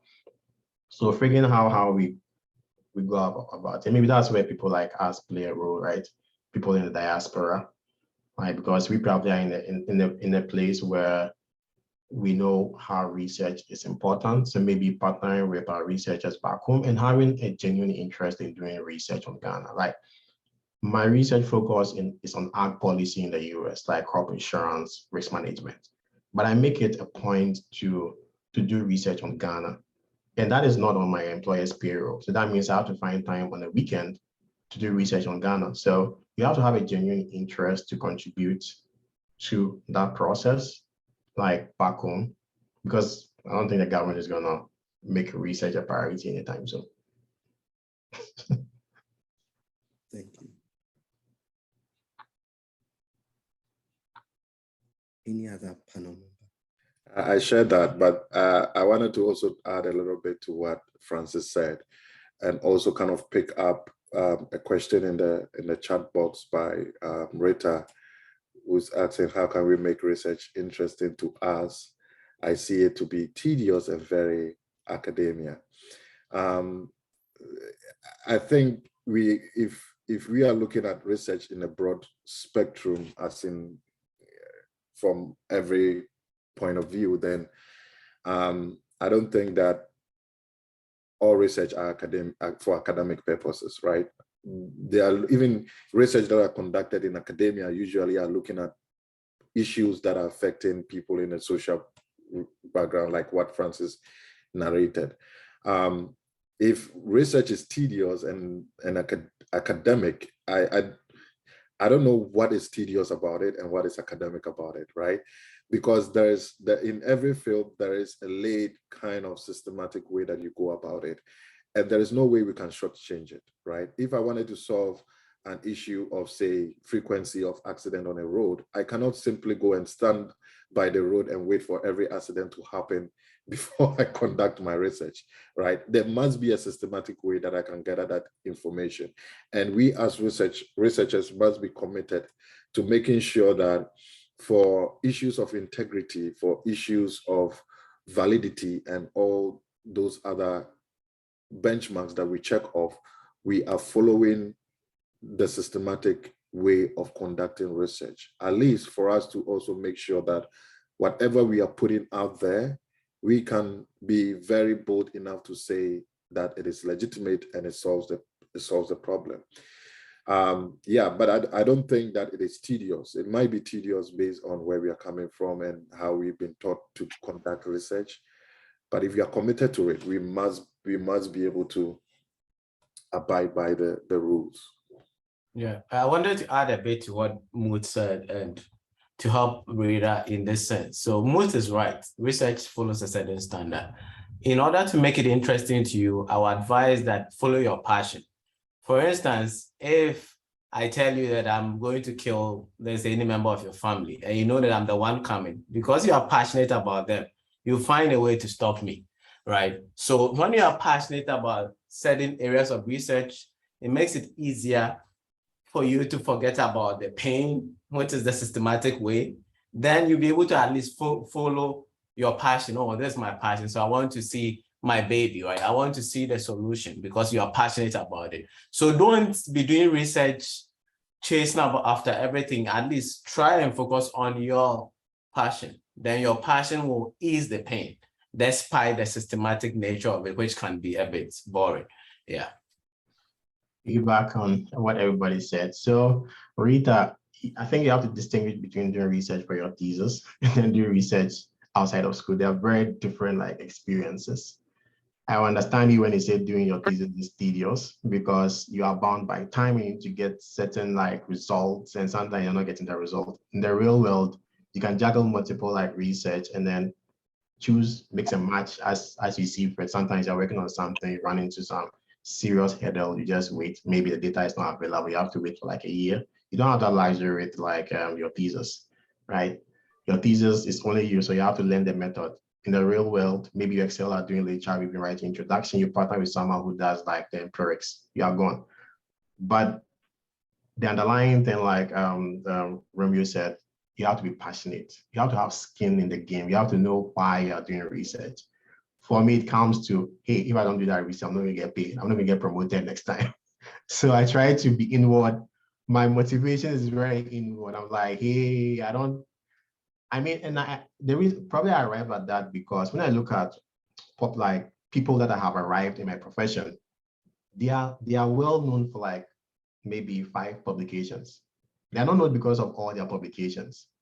So I'm like, okay, maybe not all my publications will be impactful, but every publication I put out there is impactful in the sense that journal that will be a big hit, they are contributing towards that. So try to, like, research in school is very different from doing research in the real world. So, and sometimes research is not just academic, it can be in industry and do research and only doing pie charts, even in the social science, right? But you understand what means are, what variations are, what standard deviations are, how to do hypothesis testing.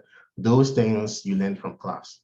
So try to figure out why you are saying is difficult and tedious. If it is because of your specific circumstance in your scholarly training, your PhD or master's, no, we can't do anything about it. You have to see the checklist, you have to go through it. But if it is outside, like in your profession, you can abandon your research because you think it's not feasible. You can work on something that you're really interested in. I think research is the most simple and easiest thing in the world. Trust me. Like once you get in the groove, it's like you're riding the wave. Okay. Yeah. So I also want to add something to research questions. So Rita, the statement is valid. The fact that you said it's tedious. Yeah, because there is this popular saying that research is 1% inspiration and then 99% perspiration. So definitely it is a valid statement. Okay. Yeah, but then I also want to maybe look at it from a different angle. So maybe I also say that maybe before if you are a PhD student or a master's student and then you want to work on a thesis or your dissertation, I think maybe the first thing is that also look at your advisor or your supervisor. Okay, I think it's very important. I know there are some supervisors who are very helpful. Okay, so if your supervisor is helpful, then to a larger extent, it's going to be very easy for you because whenever you have any questions, he or she is available to answer them for you. Okay, but then if you have a supervisor who is very busy, the supervisor doesn't have time, then yes, it's going to be very tough. Okay, so I think before you choose an advisor, you need to, do a little bit background about that person. Okay, is that person helpful? Is he or she, readily available to listen to you? Because I know I have friends whose advisor meet them once a semester. Okay, so if you meet your advisor once a semester, then yeah, definitely it's going to be tedious. Okay, you're going to give up. But then, so please pay particular attention to your advisors. Before you choose someone, make sure he or she is, someone who is very helpful. Okay, it's very important. Yeah. Thank you so much. Yeah, because of time, let's give room to the audience to ask all their questions, and let's hold on with the questions that we have. So please, the audience, you can unmute yourself and talk to us, okay?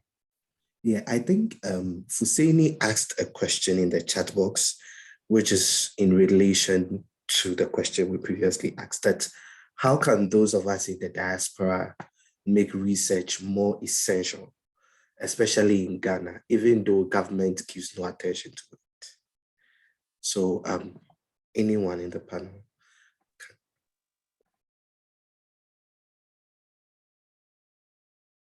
So my brother told me that if I want my research to be relevant, I need to go and have drinks with the politicians. That's what he told me. He's like, they're not going to read your journal article. So just be friends with politicians if you want to make research relevant. And like I said, you have to have a genuine interest. Like you have to find time to do research. We are in this part of the world. Our fiduciary responsibility is this part of the world. But the thing is, find time outside of your employer's time if you want to help Ghana up its research. That means joining, like I am part of the Ghana Association of Agricultural Economists. There's a WhatsApp page, I'm on it, right? Like I go home like every year. I go to conferences in Ghana. Like when I'm in Ghana, I meet up with professors in my own department. Right? I work with them. So these are some of the things you could do. Like don't bend your bridges. Like my roommate's a Ghanaian. He's not here, but he's like, his strategy is get money and go to Ghana because he thinks if you have money, you can change stuff. That's his route that he's using. I'm using a route of coalition building, like doing research with people. Like I'm here to have my drinks with the politicians though, but you have to be intentional about it. Like the government, if you are passive, government is not going to come looking for your research. You have to find it. If you can get yourself in front of the president and be like, I did this and I find this, like that, he'll think about it when he's talking about something in that area with someone. To add a bit to that, I would also say it is also very important that beside looking up to government, we ask ourselves what we can do to kind of fill the gap with the research that we've done, right? And I say this with an example that I kind of implemented myself when I was back in Ghana. And this was during my undergrad. I did a series of research about, at that time, there was a high prevalent rate of sexually transmitted diseases among school-going ages, especially those during undergrad, those years. What I did based on that made me kind of come up with a social entrepreneurial adventure where I set up an NGO looking at sexual health for school-going age, especially those in universities.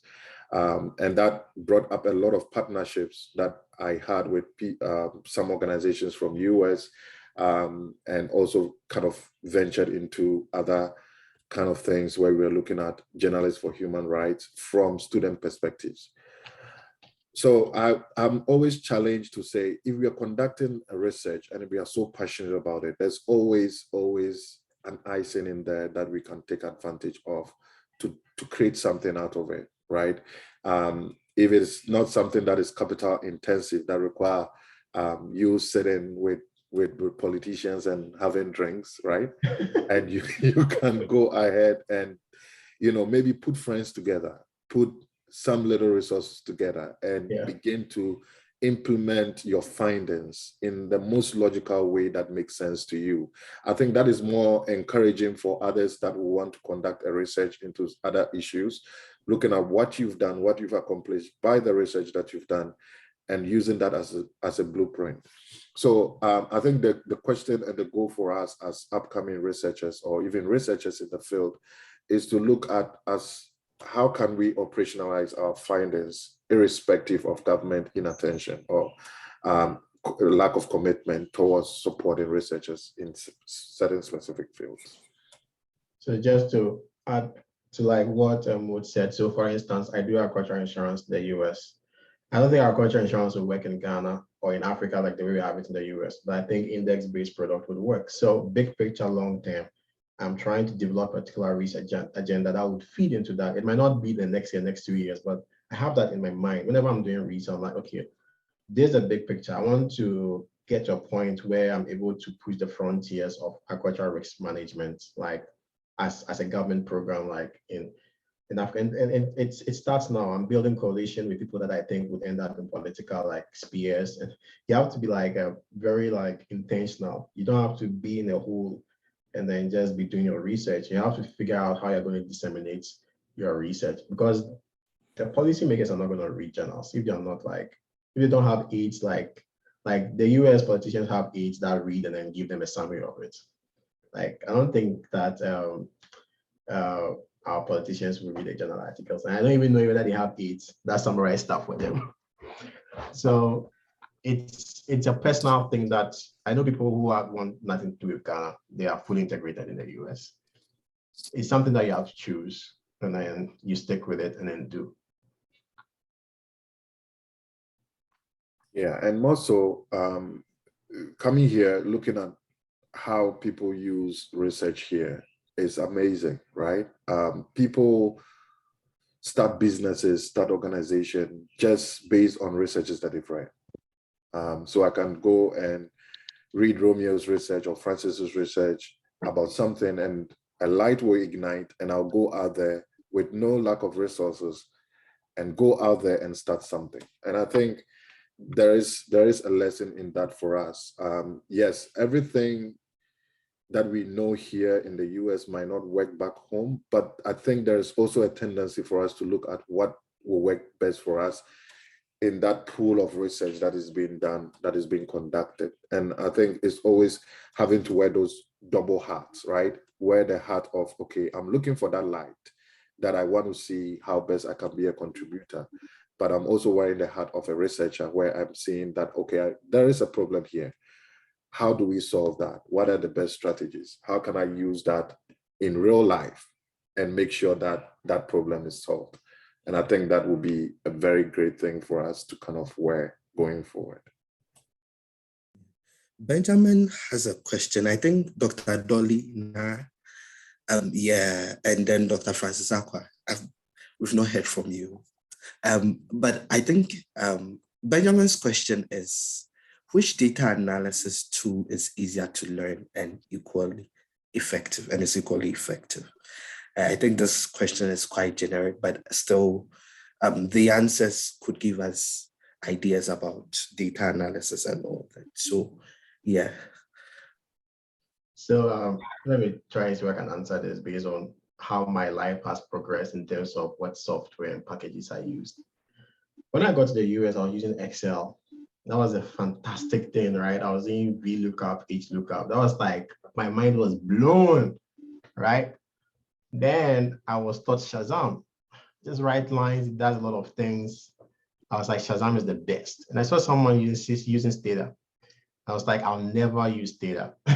And I ran into a problem that whenever I open my Excel sheet, it takes like 30 minutes to open because the data is so huge. Now, and I was writing like formulas in Excel, you know, I was very proficient. Writing formulas in Excel, referencing like sheets and workbooks all over my computer. And I was like, nah, this thing is not sustainable. Because anytime I change something, I have to do it several things again. I was like, I'm going to give myself a gift. I learned Stata, like I gave myself, you have to know what's at stake. If you don't know what's at stake, you might not evolve. So for me at that time, I was like, if I don't evolve, I will not be able to do this analysis, which is outside of my thesis, faster. So I gave myself the gift of Stata over Christmas. I code. It was coding like 4 hours a day. Like I didn't use any textbook, just YouTube, you know, okay, I want to do this, how do you do it? It's easier to learn Stata than R, in my opinion. So once I was able to learn Stata, I got into the mind of syntax. Like my mind was automatically wired so to code them. So it became, when I was learning Stata, I was also trying to learn R and I gave up because R is very flexible, can do a lot of things. But as human beings, you're always looking for the efficient way to do something. Unfortunately, the R community is like, this is the best way, this is the best way. So sometimes you're like, what's the best way to do this? Then I gave up. But once I was in the mindset of coding, I understood what loops are, how to parallel. Now I do a lot of stuff in R. So Stata is easy because, and that's my opinion, Stata is easy because when you do point and click, so you can either do point and click to do your research, or you can type codes. When you do point and click in Stata, it will generate a code. Then you can paste it in your do file and then change it as you see fit. So I always like, you code in Stata, do point and click for the first month, generate your codes, and afterwards you try to like just work from the do file. Once you are in that mindset, you can do R. I like R because as I'm speaking with you guys right now, I've written my sequence of code and it's doing analysis. It just freed up my time to come and interact with you guys. And that's why I go to retest like comment of research is difficult. It's difficult when you are setting up, but once it's set up, when you have all your codes running, it's like social science is like a walk in the park. You don't have to go to the lab and mixing chemicals and growing stuff like our hard science people. Typically, your lab is your laptop, right? If you can code nicely, you can code, it does the analysis for you. You can reuse your code for different analysis. So there's a learning curve and there's a setup cost. There's a sunk cost in terms of your time and learning how to do things to be like scaled up. So it really depends. So I use Stata in R. I use it based on a need to basis. So I am not into the argument of R is better than Stata. I use R if I need to do a specific type of analysis because I know Stata will not be able to do it. My approach is that if Stata can do it, I'll use Stata because Stata has like, you know whose head will roll if there was something wrong with the package. With R, it's open source. If something goes wrong, you can't hold anybody liable. So typically, because I work with the government, whenever I am done with I have a final model, I run it in Stata, and that's my final model. Because if there's something wrong with the package, it's Stata is head will roll because we pay for the package. Maybe a student, you don't have, maybe your department doesn't have Stata, you don't have money to buy Stata, R is open source, so you have to invest the time to learn it. It's really on I think packages, softwares are really on a need to basis. I've heard new ones coming up. Right now, when I hear them, my first thought is that I'll never use it. Just like the time that I was like, I'll never use Stata. But I'm sure I'll get to a point where the capabilities of R and Stata would not be able to do what I'm thinking in my mind, and I would have to learn something new. So it's all about if the new software, the marginal cost of investing the time is higher than the marginal benefits, I'm not going to learn the software. So that's my approach to softwares. Thank you. Any other thoughts? Yeah, so I think I will add up to what Francis said, and I also say that I think this question came up during our breakout, session where we're looking at, different softwares which are applicable for, your data analysis. But, the question is, it depends on your discipline, right? It depends on your discipline, what kind of data analysis that you're looking at. Okay, so if you are someone who is more into maybe predictive modeling, right? You want to use AI and machine learning techniques to solve problems, then you want a software that has all the available packages. You don't want to waste all the time, writing your algorithm from scratch. Okay, so, in those instances, then Python and R are effective because they have all the available packages. Okay, you cannot use Excel for those instances. Okay, so if you are more of a data scientist, then Python R, you need it. It's a must-used software. Okay, if your data analysis is more about, descriptive, maybe you want to visualize data, most people use Tableau, right? That is what they use. So if you're more of data analyst, it's people use Tableau and stuff like that. So I would say that look at your discipline, okay? And then based on your specific discipline, you research some of the useful or effective softwares which are used. Okay, so it's very important that you know your discipline and the software is used in that particular discipline. Yeah, thank you. I think for my qualitative folks, those are those who are committed to qualitative research. The software that I used for my dissertation was NVivo to kind of analyze themes and also bring out specific things that I wanted to focus on for my dissertation. There's also something called Atlas TI, which is similar to NVivo, but I find NVivo more intuitive and easy to use. So those are the two softwares that you can use for data analysis.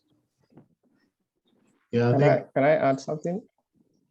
Yeah. All right. So yeah, I think to sort of summarize what Dr. Francis mentioned, it's just what works in your field, the learning curve that you have to go through and the cost of going through that learning curve.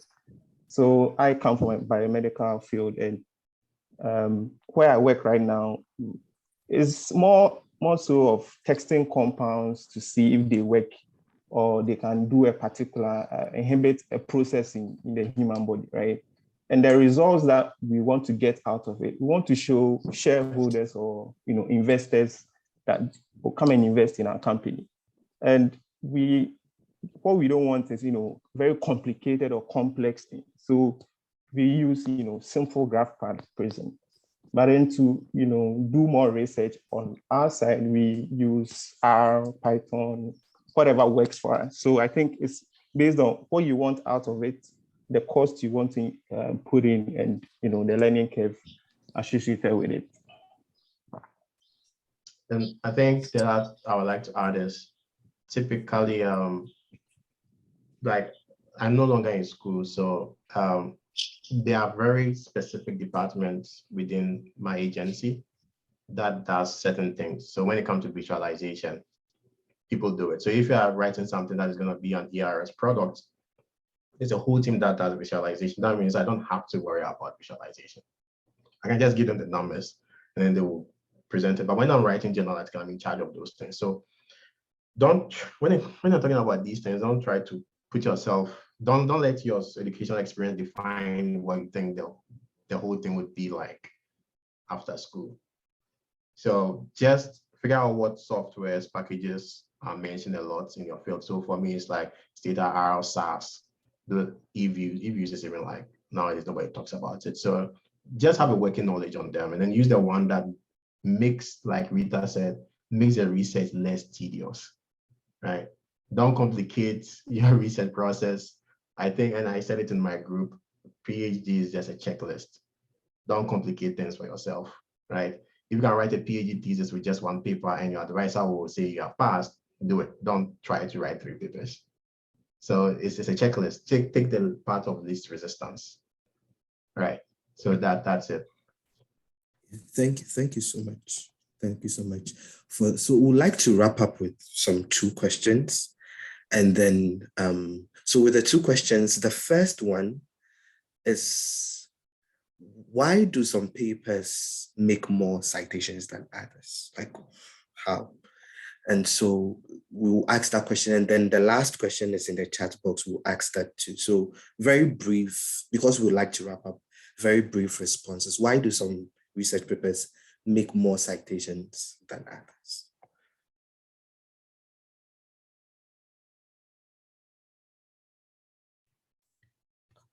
Okay, yeah, so I think I would, I will start with that discussion. So I believe that there are a couple of, factors, that plays a role. So the first is that maybe the profile of the author, if you have someone who is, a guru in that particular field, okay, then whatever that person touches, it tends to go, right? So then everybody wants to, cite that particular author. Okay, so then that's one thing. So the profile of the author, if he or she is someone who is well known in the field, then everybody wants to cite that paper. Okay, another thing is also about the topic, the topic that you are addressing. Okay, so if it's a hot topic, okay, if it's a hot topic, then definitely people are going to, cite it. If it's something which is new, if it's a new topic, something that you've developed, then essentially anybody who wants to add to that particular, knowledge, he or she needs to cite your paper. Okay, so if it's a new concept, a new, knowledge added, then yes, definitely people are going to do that. And sometimes it also depends on the journal that you want to publish in, right? There are some journals that are, top class. We call them the K1 journals, which is the Quantile 1 journals, the upper journals. So then if it's one of those top journals, then yes, people read it, because the point is, if people read it, that's when they get to know about your work, and then that's when they also cite it. So it's also about the type of journal. So usually, well, for me, I'm in academia, and sometimes when we are having, like discussions about, publishing, some people argue that, it doesn't really matter about the quantity of your research. Okay, if you're able to publish in a very high, maybe you have just one, paper in a very high and recognized journal, then it's better than you having maybe, 10 papers in like Q4 or Q3 journals. Okay, so it depends on that. And some other thing is that it's also dependent on your field. Okay, so even though I'm a data scientist, my background is also mathematics. Okay, so let's take, for example, you do a research in algebra, right? Then, how many people read about algebra? Just a few people. So then it's very, it's very hard for you to get citation in those papers. So usually those in like mathematical sciences, it's very hard to get, citations. It's very hard compared to those in like, in the medical field. Okay, with medical field, it's something that, it's like you're solving a problem. It's more of application. Okay, so since you're solving problem, then people read your papers, and then people also, cite it. And then last but not least is also about the type of journal. And here, when I say the type of journal, I'm referring to whether it's open access or non-open access. So when we say open access, these are journals which are readily available to the audience. Okay, so maybe if you do research, for instance, maybe applications of stochastic differential equations to finance. I'm using that because that's one of the research that I do. Okay, so if you type that and then you have a list of papers, then if the paper is readily available on the internet, right, then what do? Then you can read it and you cite. But then if that paper, you have to pay for it, then the probability of you citing that paper, it's also, hard, right? So usually, if you want more citation, you should also consider whether you want your paper to be in an open access journal, which, rakes in more citation, or you want it to be in a non-open access journal. Okay, so then that's what I'll say. Yeah, thank you.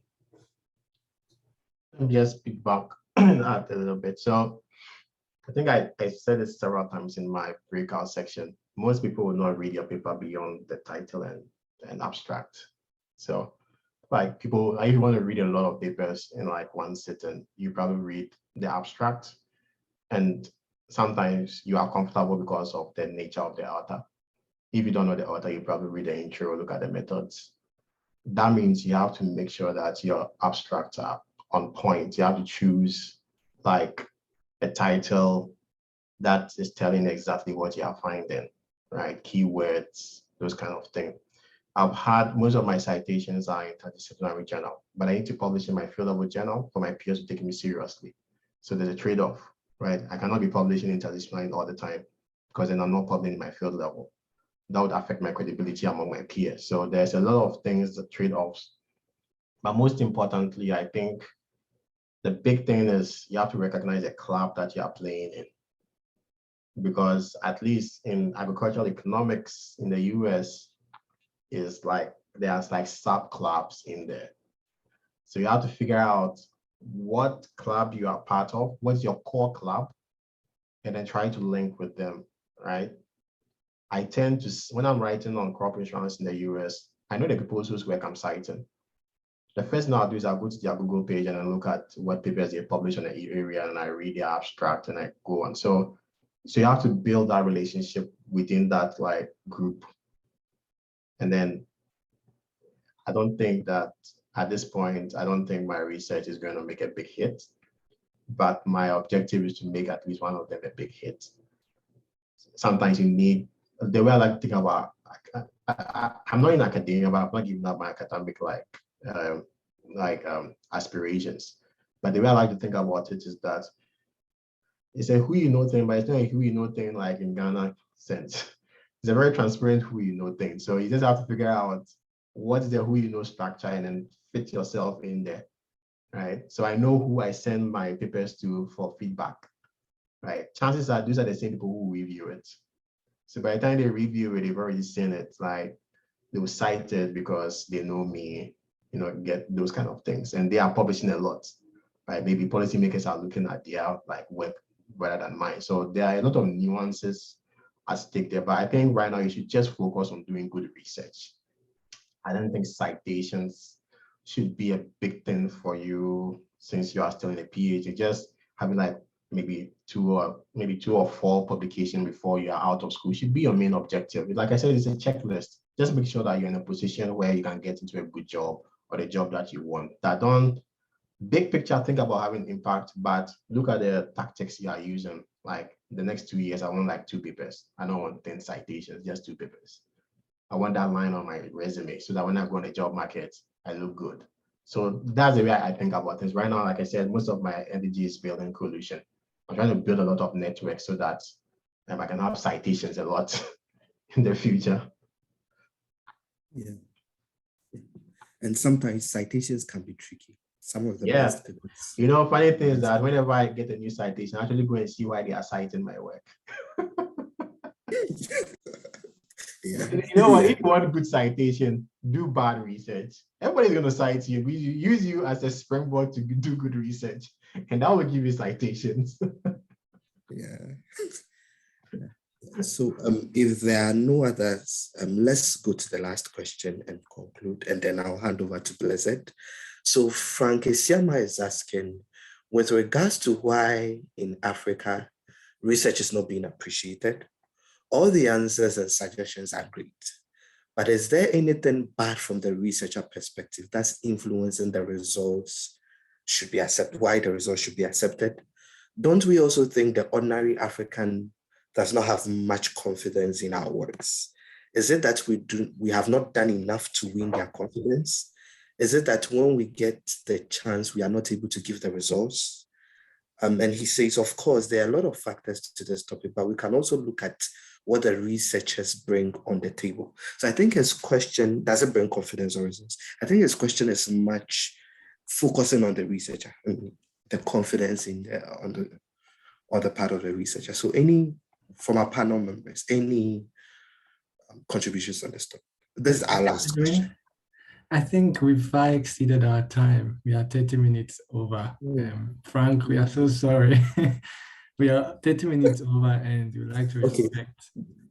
Then let me hand, Blessed, can we get just a minute to answer for Cynthia? Yeah. Anyone to answer just a minute, then I'll hand over to Blessed.